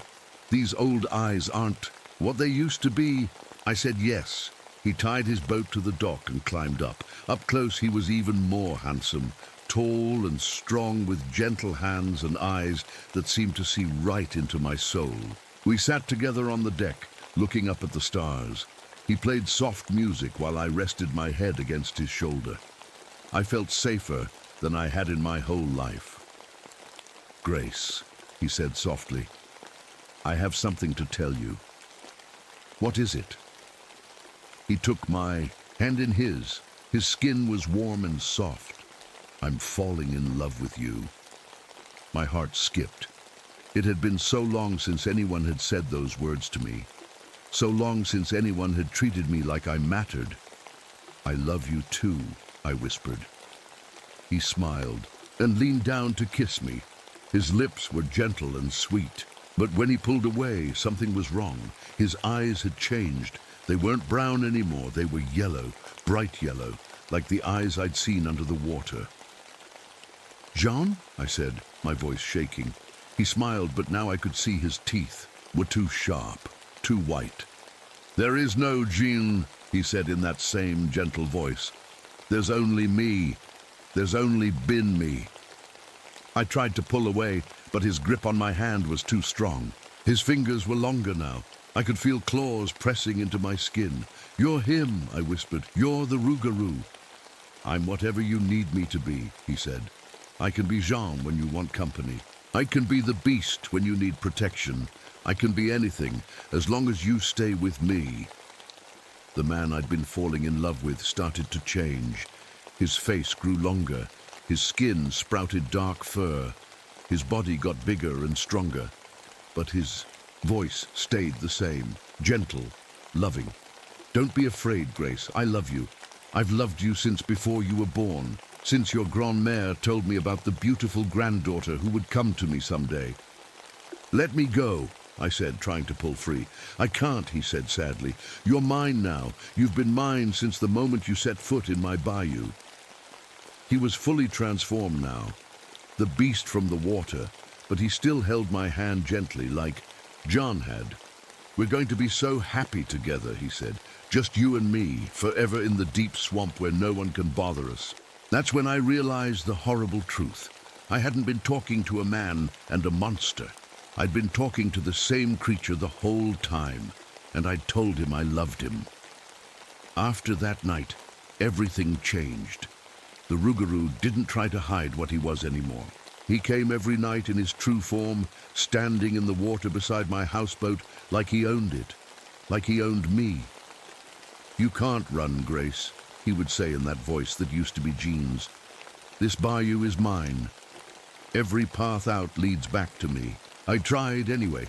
The next morning, I took my boat and headed toward what I thought was the way back to town. I rowed for hours until my arms ached. But no matter which way I went, I always ended up back at the houseboat. The water itself seemed to push me in circles. By afternoon, I was crying from fear and exhaustion. That's when I heard the screaming. It came from somewhere behind me, back toward the deeper swamp. A man's voice, full of terror and pain. Then sudden silence. I rowed as fast as I could back to the houseboat and went inside. I locked the door, even though I knew it wouldn't keep him out. That evening he brought me a gift. It was a wallet, leather with mud and blood on it. Inside was a driver's license with a picture of my cousin Robert, Papa's nephew who lived in town. "He came looking for you today," the Rougarou said calmly. "I told him you weren't here. He didn't believe me." My hand shook as I held Robert's wallet. "What did you do to him?" What I do to everyone who tries to take you away from me. You killed him. I protected what's mine. His yellow eyes showed no guilt, no sadness. He won't bother us anymore. I started crying then. Robert had a wife, 2 little kids. He was a good man who was just trying to help me. Please, I begged, let me go. I won't tell anyone about you. I'll just leave and never come back. You don't understand, he said. I've been alone for 100 years, Grace. 100 years of waiting for the right woman. Your grandmère left me, but you won't, you can't. Why not? Because if you try to leave, I'll kill everyone you've ever cared about. The next day, it got worse. I woke up to find something floating in the water near the houseboat. At first, I thought it was a log. Then I saw the blue dress. It was my sister Marie. I screamed and fell to my knees on the deck. Marie was 3 years younger than me. She had a baby daughter. She was supposed to be safe at home with her husband. The Rougarou rose up from the water beside her body. She came with 2 men, he said like he was talking about the weather. Your papa and your Uncle Boudreau, they had guns and rope. They were going to tie you up and drag you back for that wedding. Marie never hurt anyone, I sobbed. She was going to take you away from me. I couldn't let that happen. What about Papa? What about Uncle Boudreau? He smiled, showing those terrible teeth. They won't be bothering us either. I was sick. Then right over the side of the deck, my whole family, gone because of me. Don't cry, he said gently. You don't need them anymore. You have me. But I couldn't stop crying. Not for Marie. Not for Robert and Papa and Uncle Boudreau. Not for the baby Marie left behind who would never see her mama again. The Rougarou climbed up onto the deck and tried to comfort me, but I crawled away from him. Don't touch me, I screamed. Don't ever touch me. His face changed then. The gentleness disappeared. You're upset, he said, but you'll get over it. People always do. I hate you. No, you don't. You love me. You told me so yourself. He was right, and that made it worse. Part of me did still love Jean, even though I knew Jean wasn't real, even though I knew it was all lies. In a few days, you'll understand, he said. There's no one left to miss, no one left to rescue you. It's just you and me now, forever. He left Marie's body floating there as a reminder. I spent that night planning. Grandmère's journals had mentioned something about silver. Old legends said silver could hurt creatures like him. I searched through all her things until I found it. A silver knife, small but sharp, hidden in the bottom of her jewelry box. There was something carved on the handle in French. I couldn't read it all, but I could make out one word. Blessing. It had been blessed by a priest. I held that knife and made myself a promise. The Rougarou had taken everything from me. My family, my freedom, my chance at a real life.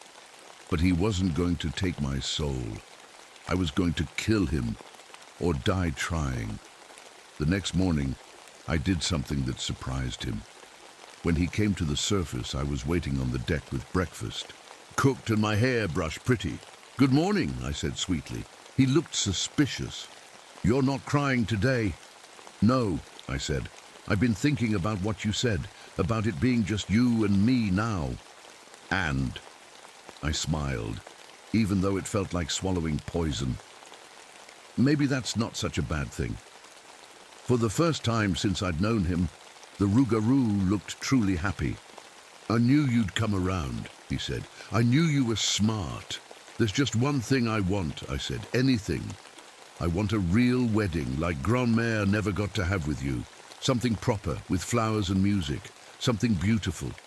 His eyes lit up like sunrise. Yes, yes, we'll have the most beautiful wedding the Bayou has ever seen. I kept smiling and nodding, even as my heart broke a little more, because I knew that wedding would be the last thing either of us ever saw.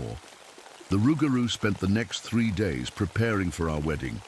He disappeared during the day and came back each night with new things. White flowers that glowed in the moonlight, candles that never seemed to burn down, a wedding dress made of Spanish moss and silk that looked like it came from a fairy tale. While he was gone, I read every page of Grand-Mère's journals again, looking for anything that might help me. That's when I found the truth. It was in the very last journal, written just before Grand-Mère died. Her handwriting was shaky, like she was very sick. "I have to tell someone the truth before I die," she wrote, "about what really happened between me and the Rougarou, about why I left him, about the promise I made." My hands were shaking as I kept reading. I was 17 when I first met him. Just like Grace is now, I was running from a marriage I didn't want. He came to me as a handsome young man named Henri. He was kind and gentle and made me feel loved. The story sounded just like mine. We lived together in the deep bayou for 2 years. I thought I was happy, but then I got pregnant. I stopped reading. Grand-Mère had been pregnant. The baby was different, not human, not beast, but something in between. It died before it could take its first breath. That's when I learned the truth about what the Rougarou really wanted. I kept reading, my heart pounding. He doesn't want a wife. He wants a mother for his children, children who can live in both worlds, the human world and the spirit world. He's been trying for centuries to create offspring who won't die like all the others. When my baby died, he was angry, sad. He said it was because I didn't truly accept what he was, because part of me still wanted to be human. So, he made me a deal.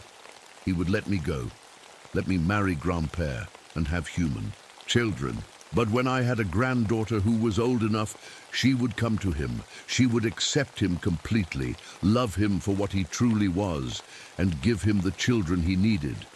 I said yes because I was young and scared, and I thought maybe it would never happen. Maybe I would never have a granddaughter.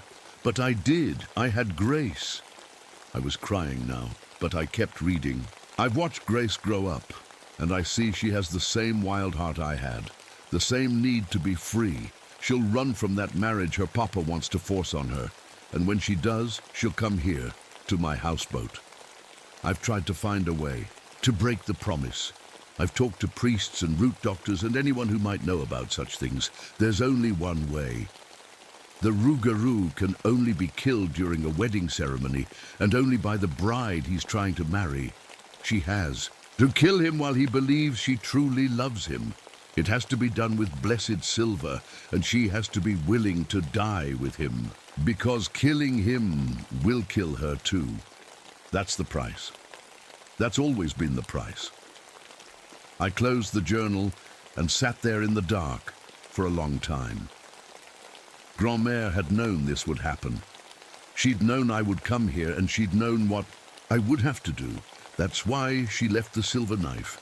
The next night, the Rougarou came back excited. "Everything is ready," he said.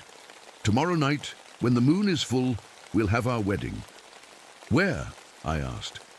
"In the heart of the bayou, where the water is deepest and the spirits are strongest. It's a sacred place, the perfect place for us to become one." He climbed up onto the deck and sat beside me. In the moonlight, he looked almost human again, almost like Jean. "Grace," he said softly, "I want you to know something. I've never felt this way before. In all my centuries, I've never wanted anyone the way I want you." "Why me?" "Because you're not afraid of the wild places. Because you understand that some things are more important than being safe. Because when you told me you loved me, I felt it was true." He took my hand gently. "Tomorrow night, you'll become like me, immortal. We'll have children who can live forever.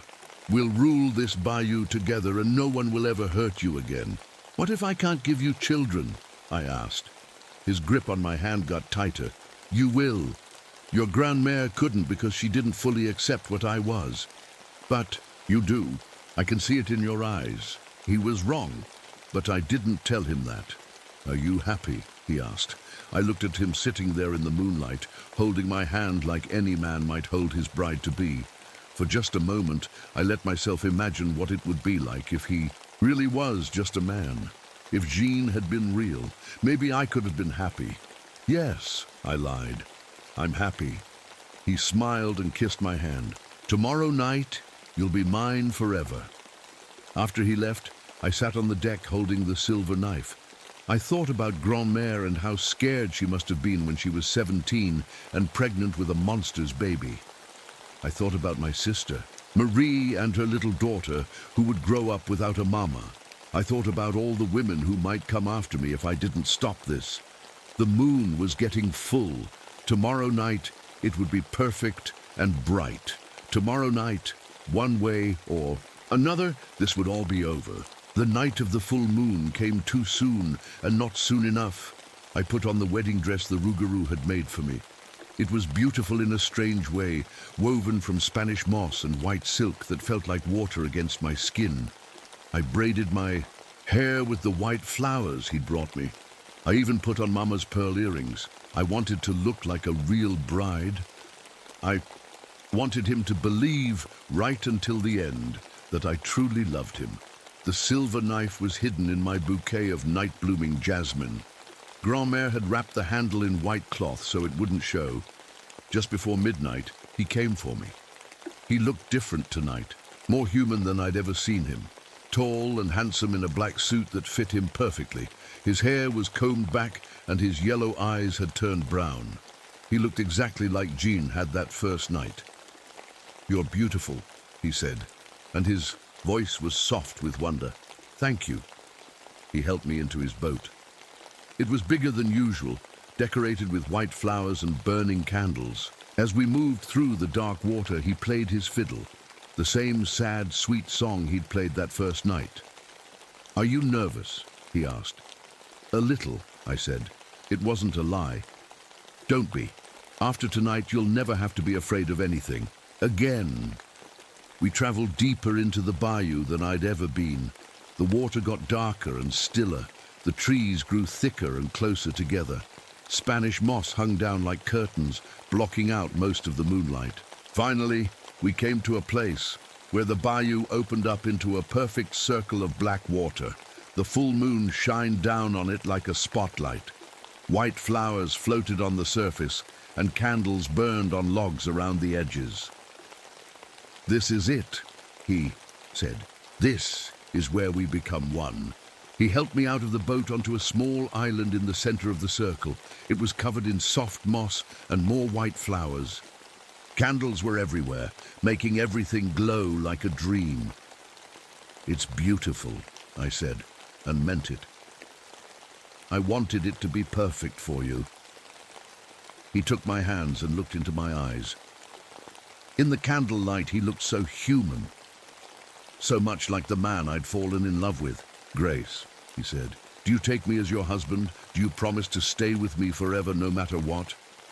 This was it, the moment Grand-Mère had written about, the only time when he could be killed. I had to make him believe I meant every word. "I do," I said. "I promise to love you forever." His face lit up with joy. "And I promise to love you for all eternity." He leaned down to kiss me, and I reached into my bouquet. My fingers found the knife handle. "I love you, John," I whispered against his lips. "I love you too, Grace, more than life itself." That's when I struck. I pulled out the silver knife and drove it into his heart as hard as I could. He looked at me with shock and pain, but not anger. "Grace," he whispered. "Why?" "Because you killed my family," I said, tears streaming down my face. "Because you would have killed more people. Because this has to end." He staggered backward, the knife still in his chest. Black blood poured from the wound, but he didn't fall. "You don't understand," he said, his voice getting weaker. "If you kill me, you die too. The curse, it will take you with me." "I know. But I loved you. I really loved you." I was crying hard now. "I know, and I loved Jean. But Jean wasn't real." He looked at me for a long moment. Then slowly he smiled. "He was real," he said. Jean was the part of me that could love, the part that could be gentle. That was real, Grace. That was true. He fell to his knees, then onto his side. The black blood was spreading across the white flowers. "I'm sorry," he whispered. "I'm sorry I hurt your family. I'm sorry I couldn't be just a man." Then the pain hit me. It started in my chest, like someone was squeezing my heart with iron hands. I fell down beside him, gasping for breath. "Grace," he said, reaching for my hand with his last bit of strength. I took it. His skin was cold now, but his grip was still gentle. Will you forgive me?" I looked at his face. The monster was gone. All I could see was Jean, dying and alone and sorry for what he'd done. "Yes," I whispered, "I forgive you." He smiled one last time. "Thank you." Then his hand went limp in mine, and he was gone. The pain in my chest got worse. I knew I was dying too, but as I lay there in the candlelight, I felt something I hadn't felt in weeks.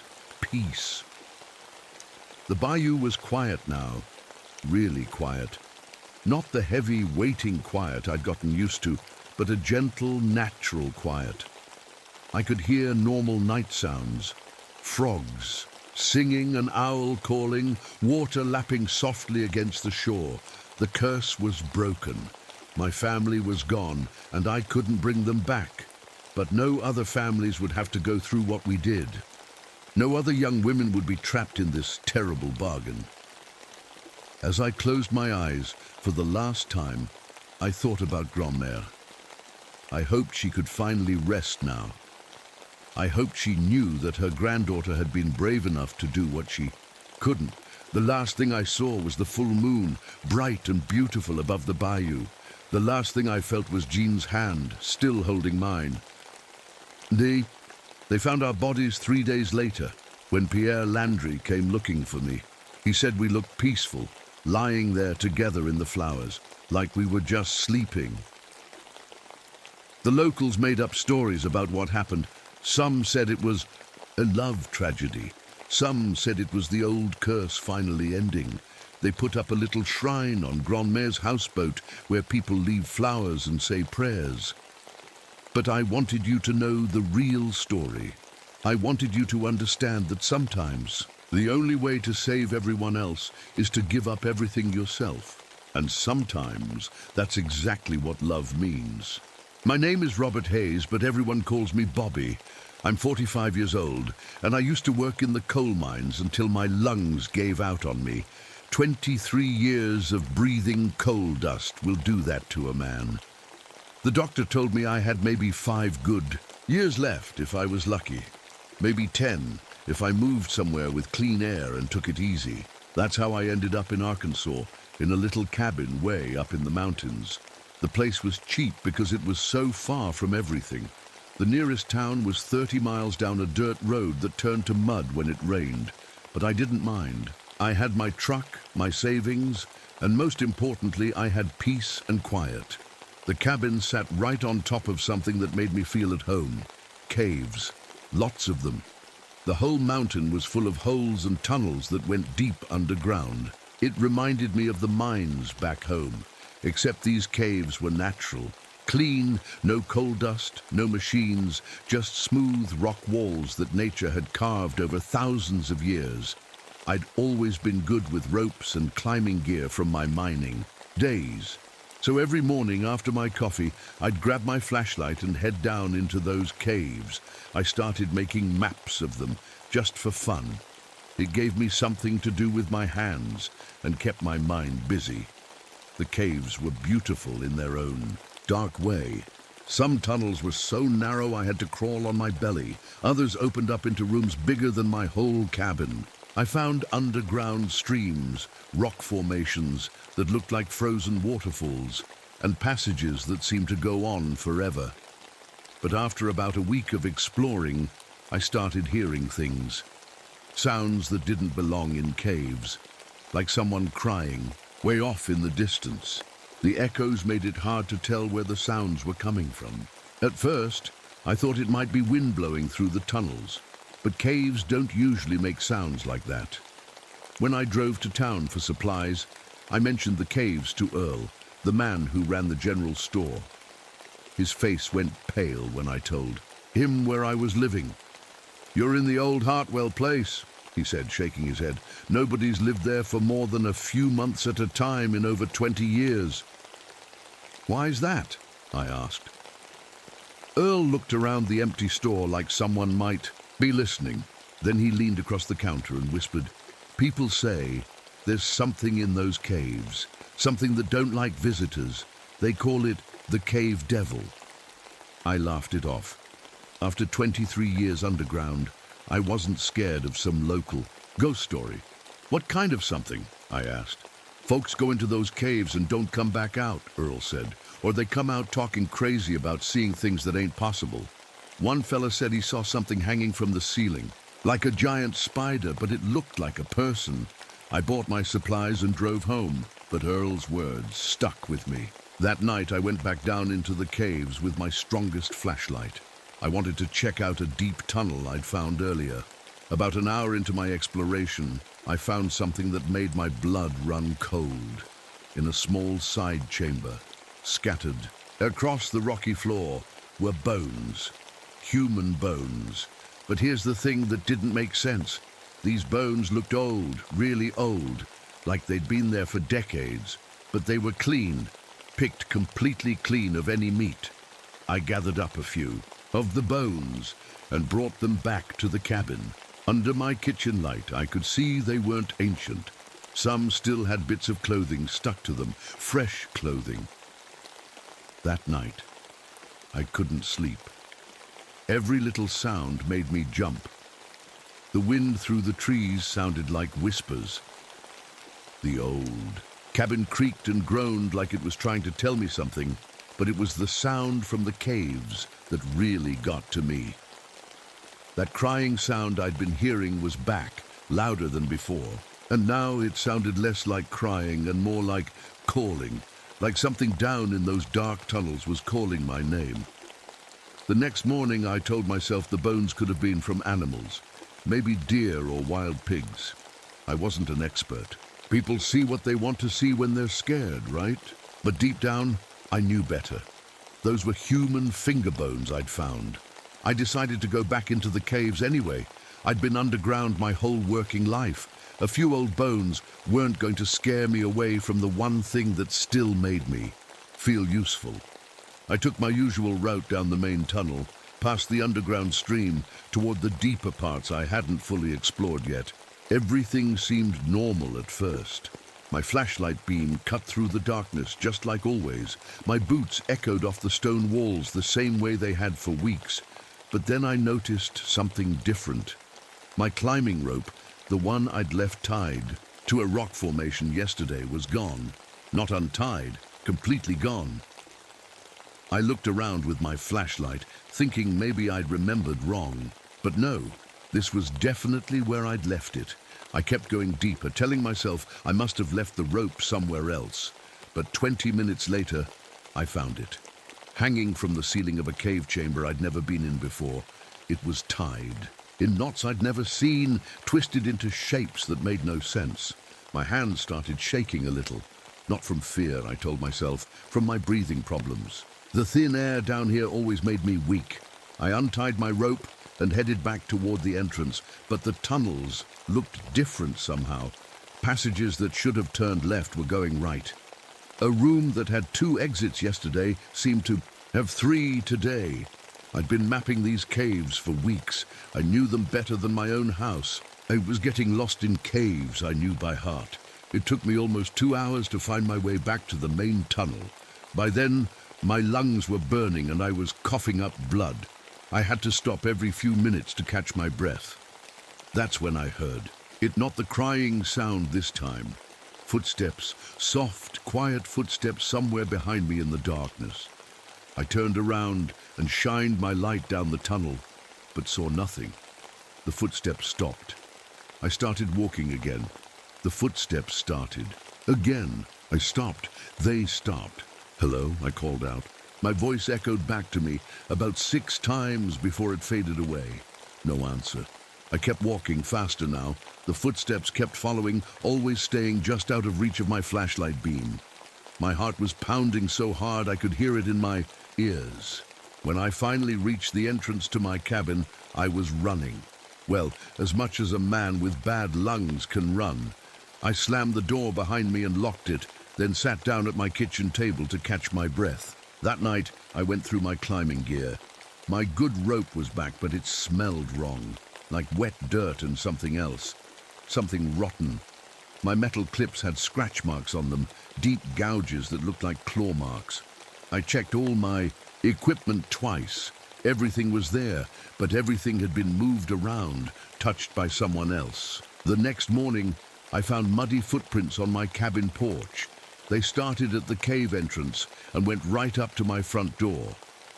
But here's the strange part. They didn't look like boot prints. They were long and narrow, with what looked like claw marks at the ends. I followed the prints back to the cave entrance. They went down into the darkness and disappeared. That day I didn't go into the caves, but around noon, while I was sitting on my porch drinking coffee, I heard something that made my blood freeze, a scraping sound coming from inside the cave, like fingernails being dragged across stone. The sound went on for about 10 minutes, then stopped. I grabbed my flashlight and walked to the cave entrance. Just inside, scratched into the smooth rock wall, were fresh marks, not random scratches. These looked like drawings, stick figures, one tall figure standing over a smaller one that was lying down. The smaller figure looked like it was supposed to be me. That night, I barely slept. Every time I started to drift off, I'd hear that scraping sound again. Sometimes it came from the caves. Sometimes it sounded like it was coming from under my cabin. Around 3 in the morning, I heard my front door creak. I sat up in bed and listened. The door creaked again, like someone was testing it to see if it was locked. I grabbed the baseball bat I kept by my bed and crept to the living room. The door was still locked, but now there were new muddy prints on my porch. These ones went around the side of the cabin, toward my bedroom window. I looked out the window and saw nothing but darkness. But I had the strangest feeling that something was looking back at me from the shadows. Something that had been watching me for days. Something that knew exactly where I lived, where I slept, and how weak my lungs made me. Something that was getting braver every night.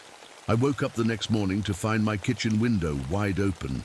I knew I'd locked it before going to bed. I always checked all the windows and doors twice because of my nerves. On my kitchen table was a piece of raw meat, fresh meat, still bleeding. It was sitting right next to my coffee cup like someone had left me a present. My stomach turned when I saw it. The smell was awful, like roadkill that had been sitting in the sun. My food was gone. All the canned goods I'd bought from Earl's store had disappeared from my cabinets. Someone had been inside my house while I was sleeping, taking my food and leaving me dead meat instead. I threw the raw meat outside and spent the morning checking every lock, every window. Nothing was broken. Whoever had gotten in knew how to open doors without making noise. That afternoon, I drove to town to buy more food and tell Earl what was happening. But Earl wasn't at his store. His nephew Jake was running the place. "Where's Earl?" I asked. "He went up to your area yesterday," Jake said. "Wanted to check on you after your last visit. Said you seemed worried about something. He should have been back by now." My heart sank. Earl was a good man. He'd driven all that way just to make sure I was okay. "Did he go into the caves?" I asked. Jake shrugged. "Probably. Earl's always been curious about those old caves, even though he tells everyone else to stay away." I drove home as fast as I could. Earl's old pickup truck was parked next to my cabin. The driver's door was hanging open like he'd gotten out in a hurry. I found his flashlight at the cave entrance. It was still on, but the batteries were almost dead. The light was dim and yellow. "Earl!" I shouted into the caves. My voice echoed back, but there was no answer. I followed his footprints into the main tunnel. They were easy to spot in the soft dirt. But about halfway to the deep chambers, his prints just stopped. Not like he'd turned around or gone a different way. They just ended like Earl had vanished into thin air. I kept looking for 3 hours. I checked every tunnel, every chamber I knew about. I called his name until my throat was raw. But Earl was gone. When I got back to the surface, it was getting dark. I was exhausted and my lungs felt like they were on fire. I sat on my porch steps to rest and catch my breath. That's when I smelled it. The same rotten smell from the meat that had been left in my kitchen. But now it was coming from the caves, strong and terrible, like something had died down there and was rotting in the darkness. I couldn't sleep that night. Every time I closed my eyes, I thought about Earl. He was a good man with a wife and 3 grandkids. He'd come up here to help me, and now he was gone. Around midnight, I heard scratching at my bedroom window. Soft, patient scratching like fingernails on glass. I grabbed my flashlight and looked outside, but saw nothing. The scratching stopped. 10 minutes later, it started again. This time at my front door. I sat in my kitchen with the baseball bat, across my knees, listening to something scratch at my door for over an hour. Whatever it was seemed to know I was inside, awake and scared. The next morning, there were deep claw marks in my front door, long gouges in the wood that went all the way through in some places. I could see daylight through the scratches. I drove to town and called the sheriff from Earl's store.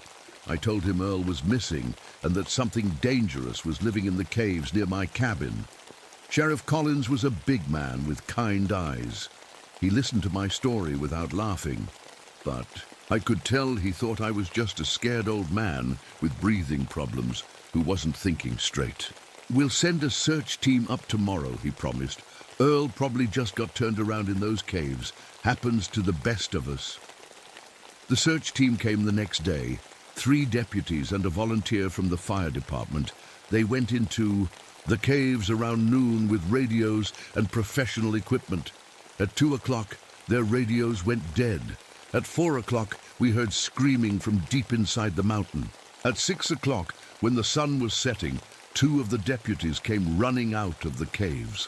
They were covered in dirt, and their eyes were wild with fear. "Where's Earl?" Sheriff Collins asked them. "Where's Deputy Martinez and Jim from the fire department?"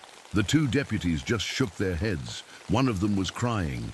"There's something down there," one of them whispered, "something that shouldn't exist." "We found bones, Sheriff, lots of bones, old ones and new ones, and we found pieces of Earl's clothes." That night, Sheriff Collins posted guards around my cabin and told me not to go near the caves, but I knew it was too late for that. Whatever was down there had already decided it wanted me, and now it had tasted blood. The guards didn't last long. On the second night, I woke up to gunshots and screaming. By the time I got outside, both deputies were gone. Their patrol car was still running, doors hanging open, radios crackling with static.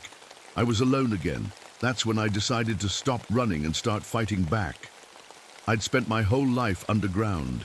I knew caves better than most people, knew their own houses.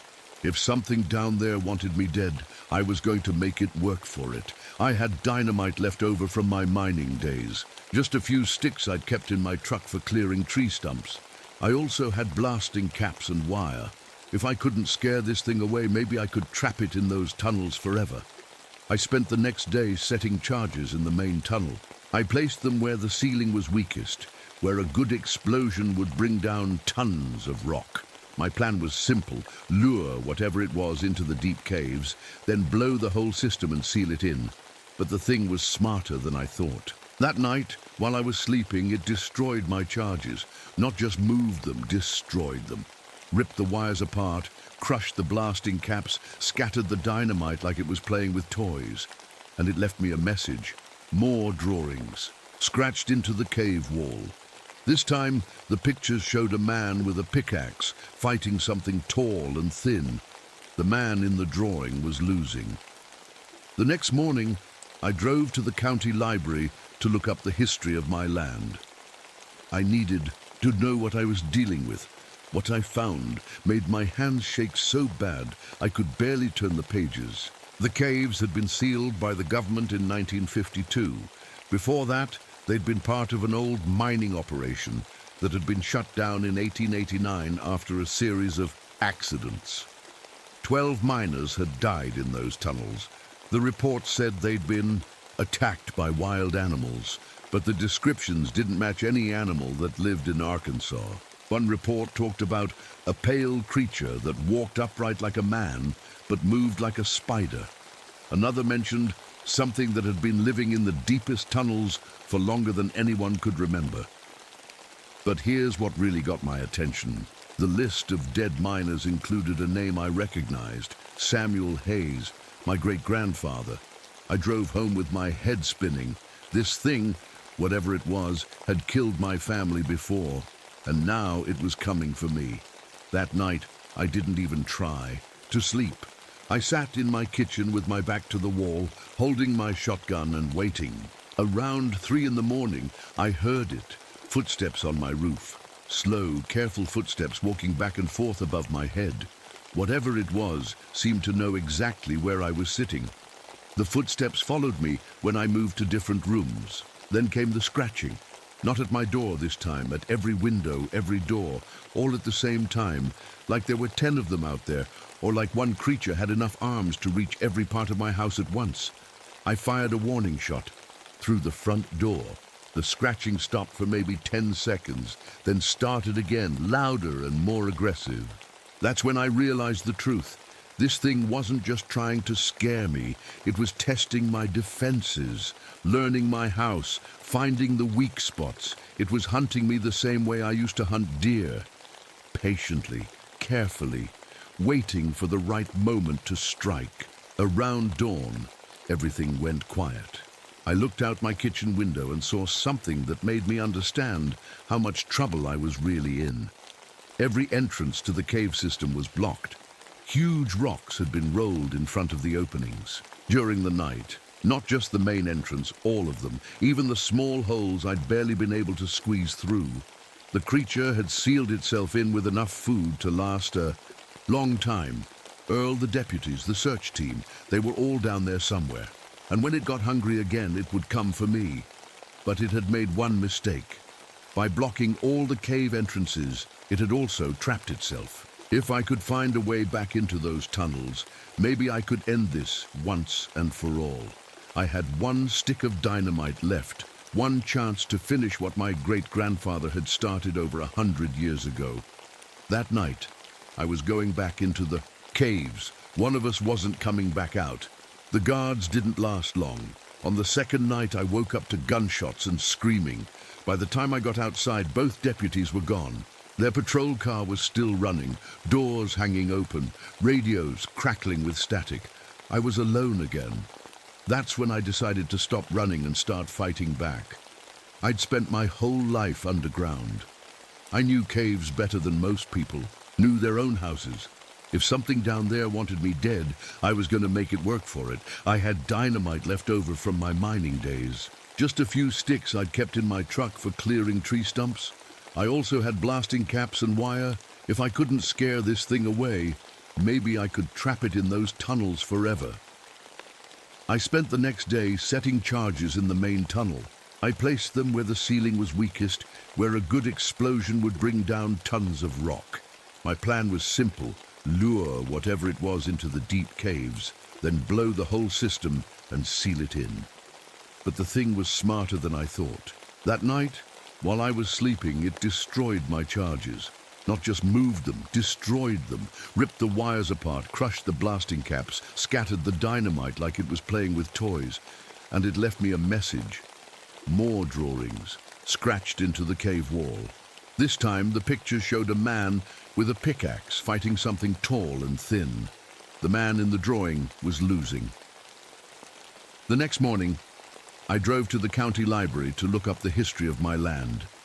I needed to know what I was dealing with. What I found made my hands shake so bad I could barely turn the pages. The caves had been sealed by the government in 1952. Before that, they'd been part of an old mining operation that had been shut down in 1889 after a series of accidents. 12 miners had died in those tunnels. The report said they'd been attacked by wild animals, but the descriptions didn't match any animal that lived in Arkansas. One report talked about a pale creature that walked upright like a man, but moved like a spider. Another mentioned something that had been living in the deepest tunnels for longer than anyone could remember. But here's what really got my attention. The list of dead miners included a name I recognized, Samuel Hayes, my great-grandfather. I drove home with my head spinning. This thing, whatever it was, had killed my family before. And now it was coming for me. That night, I didn't even try to sleep. I sat in my kitchen with my back to the wall, holding my shotgun and waiting. Around 3 in the morning, I heard it. Footsteps on my roof, slow, careful footsteps walking back and forth above my head. Whatever it was, seemed to know exactly where I was sitting. The footsteps followed me when I moved to different rooms. Then came the scratching, not at my door this time. At every window, every door, all at the same time. Like there were 10 of them out there, or like one creature had enough arms to reach every part of my house at once. I fired a warning shot through the front door. The scratching stopped for maybe 10 seconds, then started again, louder and more aggressive. That's when I realized the truth. This thing wasn't just trying to scare me, it was testing my defenses. Learning my house, finding the weak spots. It was hunting me the same way I used to hunt deer, patiently, carefully, waiting for the right moment to strike. Around dawn, everything went quiet. I looked out my kitchen window and saw something that made me understand how much trouble I was really in. Every entrance to the cave system was blocked. Huge rocks had been rolled in front of the openings during the night. Not just the main entrance, all of them. Even the small holes I'd barely been able to squeeze through. The creature had sealed itself in with enough food to last a long time. Earl, the deputies, the search team, they were all down there somewhere.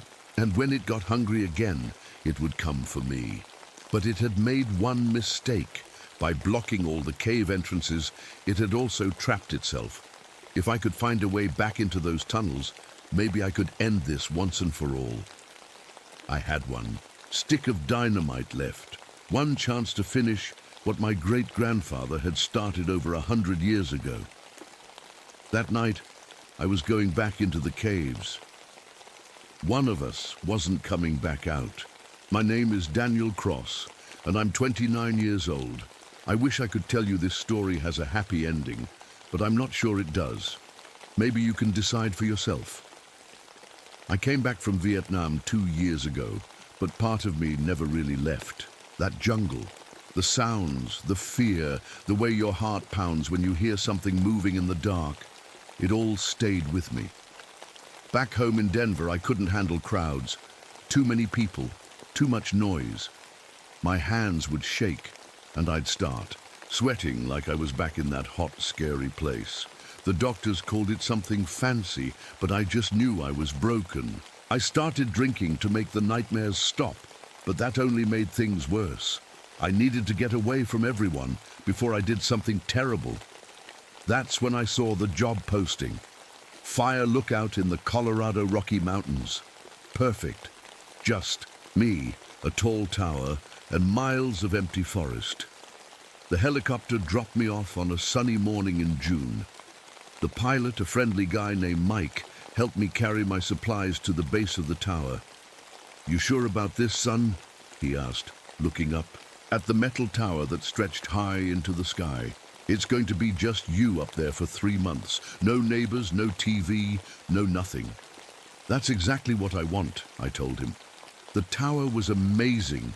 It stood about 60 feet tall with a small glass room at the top where I would live and watch for fires. I climbed the metal stairs, my army bag heavy on my back. Each step took me higher above the world, and I felt a little better with everyone. When I reached the top, I couldn't believe the view. Mountains stretched out in every direction, covered in thick green trees. The air was clean and quiet. For the first time in 2 years, I felt peaceful. The room was small, but had everything. I needed a bed, a desk, a stove, and most importantly, a radio. Every day, I would talk to other fire lookouts and park rangers. It would be my only connection to the outside world. I spent my first week getting used to the routine. Wake up at sunrise, scan the forest with binoculars, check in with the rangers. By radio, eat simple meals and watch the sun set over the mountains. It was quiet and calm. The nightmares started to fade. But on my 8th day, something changed. I was eating lunch when I saw them, large dark shapes moving between the trees far below. At first, I thought they might be bears, but they moved wrong. Too upright, too smart. That evening when I radioed the main station, I mentioned what I'd seen. "Hey Sarah," I said to the radio operator, a nice woman who checked on all the lookouts. "I saw some big shadows moving around today. Any idea what kind of animals are up here?" There was a long pause before she answered. "Daniel," she said, her voice getting serious. "You haven't heard the stories, have you? About the mountain giant?" "Mountain giant?" I laughed, but it didn't sound funny coming through the radio. "Come on, Sarah. What are you talking about?" "I'm serious, Daniel. The old rangers, they tell stories. Big creature, bigger than any bear. Walks on 2 legs like a man, but covered. In dark hair. Some say it's 12 feet tall." I looked out my window at the forest below. The trees swayed gently in the evening breeze.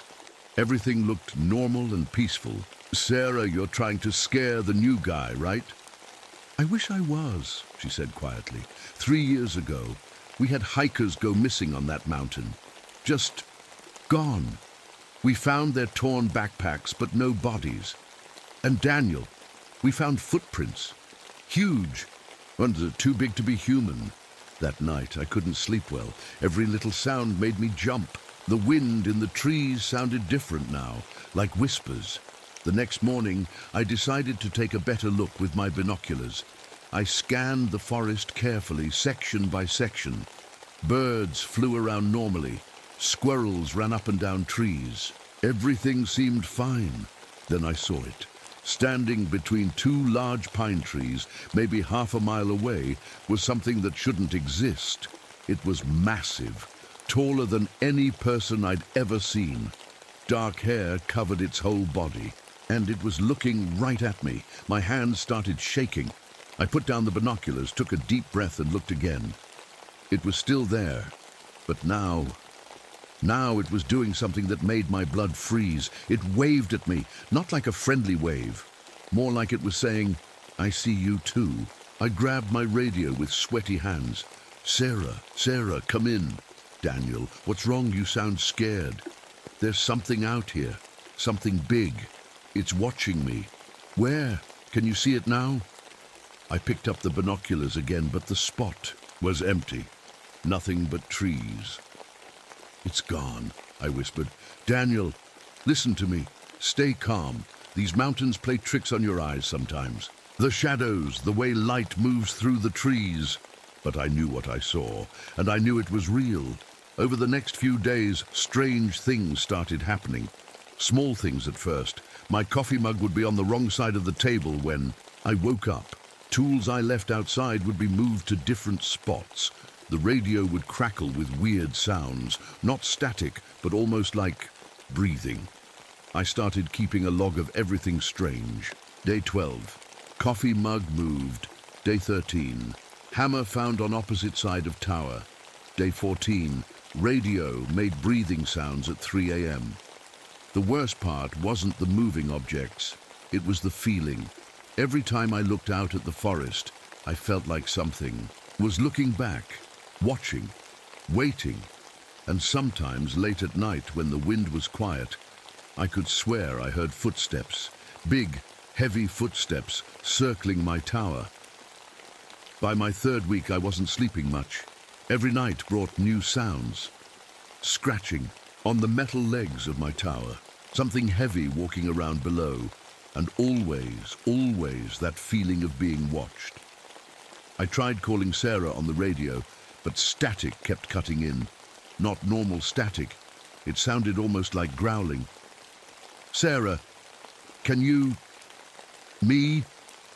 My voice crackled through the interference. Daniel, you're breaking up. Are you okay? Something's wrong here. The sounds at night. I think it's getting closer. The radio went completely quiet for a moment. Then Sarah's voice came back, but she sounded worried. Daniel, I'm sending Ranger Phillips to check on you tomorrow. Just hold tight. That night was the worst yet. Around 2 a.m., I felt the whole tower start to shake. Not like an earthquake, more like something was pushing it back and forth. I grabbed my flashlight and looked out the windows, but I couldn't see anything in the darkness below. The shaking got stronger. My coffee cup fell off the table and smashed on the floor. Books tumbled from the shelf. I held onto my desk, feeling sick as the tower swayed like a tree in a storm. Then it stopped. Everything went completely quiet. Even the wind stopped blowing. It was the kind of quiet that makes your ears ring. I didn't sleep the rest of that night. I sat in my chair with my flashlight, watching the forest, waiting. When morning came, I climbed down to check the tower. Legs for damage. What I found made my stomach drop. Handprints, huge handprints pressed into the metal like someone had grabbed the tower and shaken it. But these weren't human hands. They were too big, with fingers too long, and there were only 4 fingers on each hand. I climbed back up and tried the radio again. Sarah, Sarah, come in. It's urgent. Nothing but static and that weird growling sound. I spent the whole day trying to reach someone, anyone, but every time I used the radio, the static got worse. Sometimes I could swear I heard breathing on the other end, like something was listening to my calls.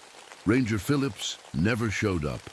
That evening, something happened that still gives me nightmares.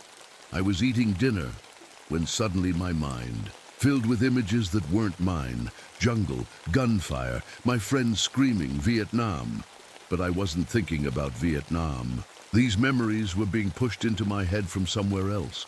I fell to the floor, shaking and sweating, reliving the worst moments of the war.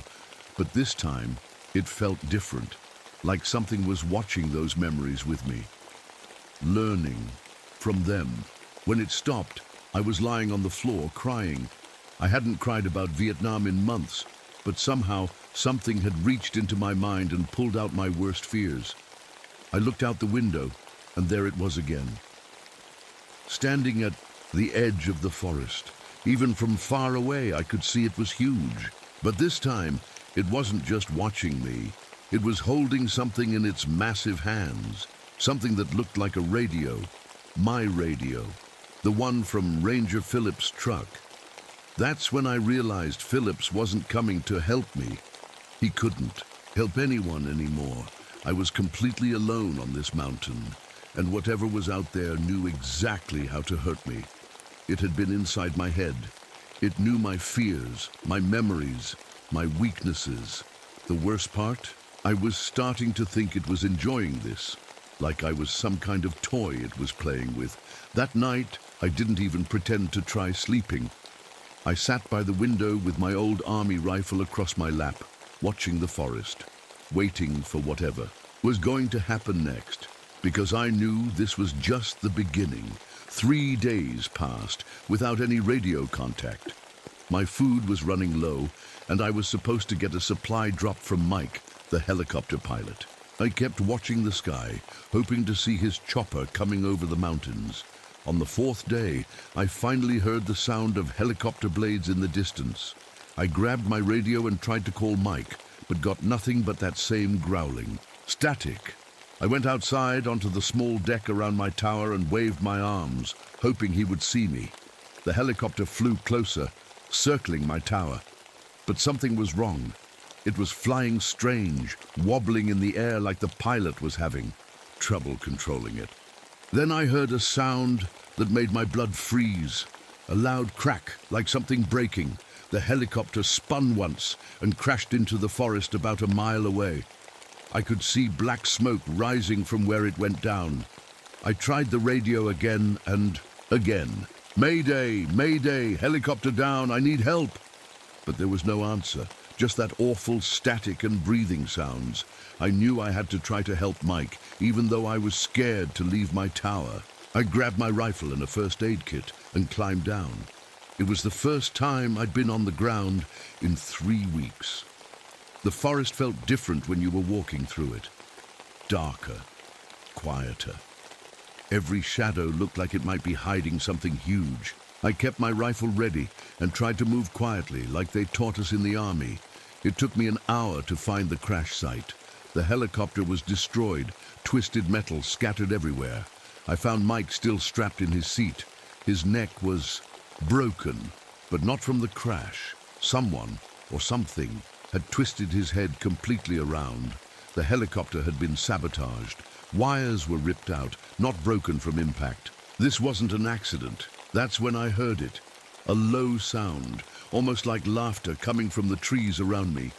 I spun around with my rifle but saw nothing, just trees and shadows. I ran back to my tower as fast as I could, crashing through bushes and jumping over fallen logs. When I finally made it back and climbed up, I was shaking all over.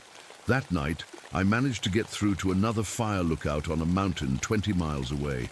His name was Tom, and he sounded glad to hear from someone. "Daniel, thank God. We've been trying to reach you for days. Sarah's worried sick." "Tom, listen to me carefully. Something killed the helicopter pilot. Something killed Ranger Phillips. I think it's going to kill anyone who tries to help me." "What are you talking about? What's something?" Before I could answer, Tom's voice started cutting out. But in the static, I could hear him screaming. Then his radio went dead. The next morning, I tried to call the main ranger station. A man answered, but his voice was shaky. "This is Ranger Johnson. Is this Daniel Cross at Tower 7? "Yes, thank God," someone answered. "I need immediate help. There's something on this mountain that's killing people." "Daniel, we found Sarah this morning. She was crushed. Something big stepped on her. And Tom's missing. His tower was destroyed. My hands were shaking so bad I could barely hold the radio. It's killing anyone who talks to me, anyone who might help me. Daniel, we're sending a full rescue team with helicopters and—" "No," I shouted. "Don't you understand? It will kill them too. Every person you send up here will die." The radio went quiet for a long time. When Ranger Johnson spoke again, his voice was barely a whisper. "Then what do we do?" I looked out at the forest. Somewhere out there, something was watching me, something that had been playing with me for weeks, something that killed anyone who got close to helping me escape. "I don't know," I said in two. "The radio. I think I'm supposed to figure this out on my own." That was the last time I spoke to another human being. After that, every time I tried the radio, all I got was silence. Not even static anymore, just nothing. I was alone on the mountain with whatever was hunting me, and my food was almost gone. I had been living on crackers and canned beans for 2 days when it finally made its move. I was sitting by the window, weak from hunger, when I felt the tower start to shake again. But this time was different. This time it wasn't stopping. The whole tower swayed back and forth like a giant was pushing it. My few remaining dishes crashed to the floor. The metal beams groaned and squealed. I grabbed onto my desk and held on tight. Through the window, I could finally see it clearly. The creature was right below me, its massive hands wrapped around the tower's legs. It was even bigger than I thought, at least 12 feet tall, covered in dark brown hair. Its eyes were black and smart. Too smart. It looked up at me through the window, and I swear it smiled. Then it gave the tower one more huge push. I heard metal snapping. The tower tilted to one side, then started falling. I had maybe 3 seconds to act. I grabbed the emergency parachute from the supply closet, something every fire tower had in case of emergencies like this. I'd never used one before, but the army had taught me the basics. I strapped it on as fast as I could while the tower crashed down through the trees. I jumped just before the tower hit the ground. The parachute opened with a jerk that almost knocked me out. I floated down through the tree branches, getting cut up by pine needles and small branches.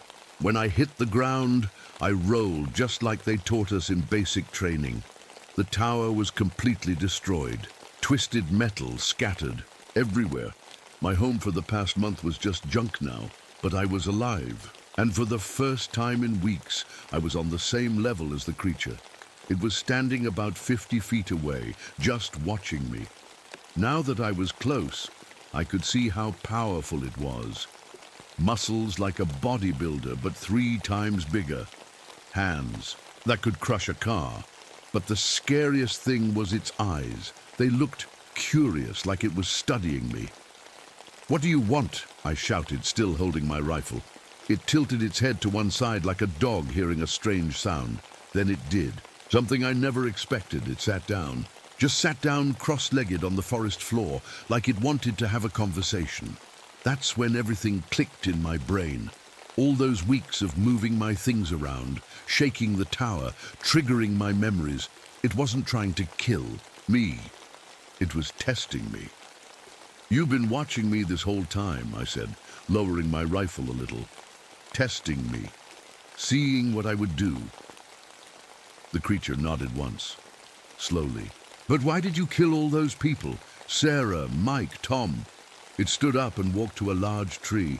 With one finger it drew something in the dirt. Lines and shapes. It took me a minute to understand, but then I got it. It was a map, this mountain, and all around the edges it drew little squares and rectangles, buildings, roads, development. "You're protecting this place," I whispered. "This is your home, and people keep coming here, building things, changing it." Another nod. "But I'm different? I'm not here to build or change anything?" It pointed at me, then at the destroyed fire tower, then at itself. I think it was saying we were the same, both protectors of this place. The creature walked closer. I kept my rifle ready, but something told me it wasn't going to hurt me.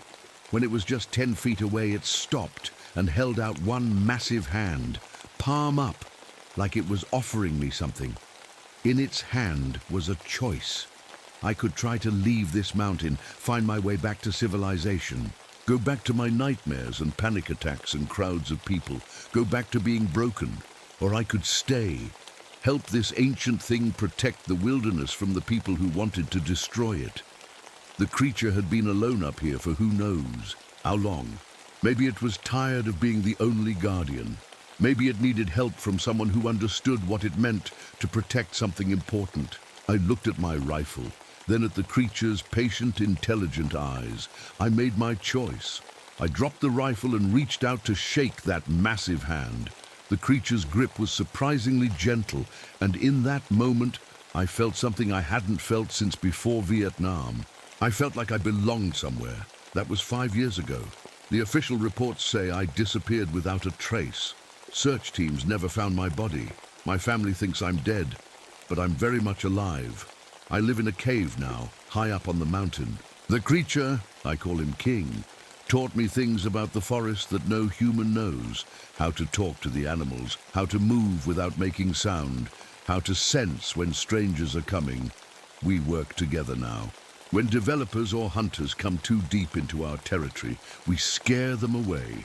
Usually that's enough. Sometimes it isn't. I know how this story sounds.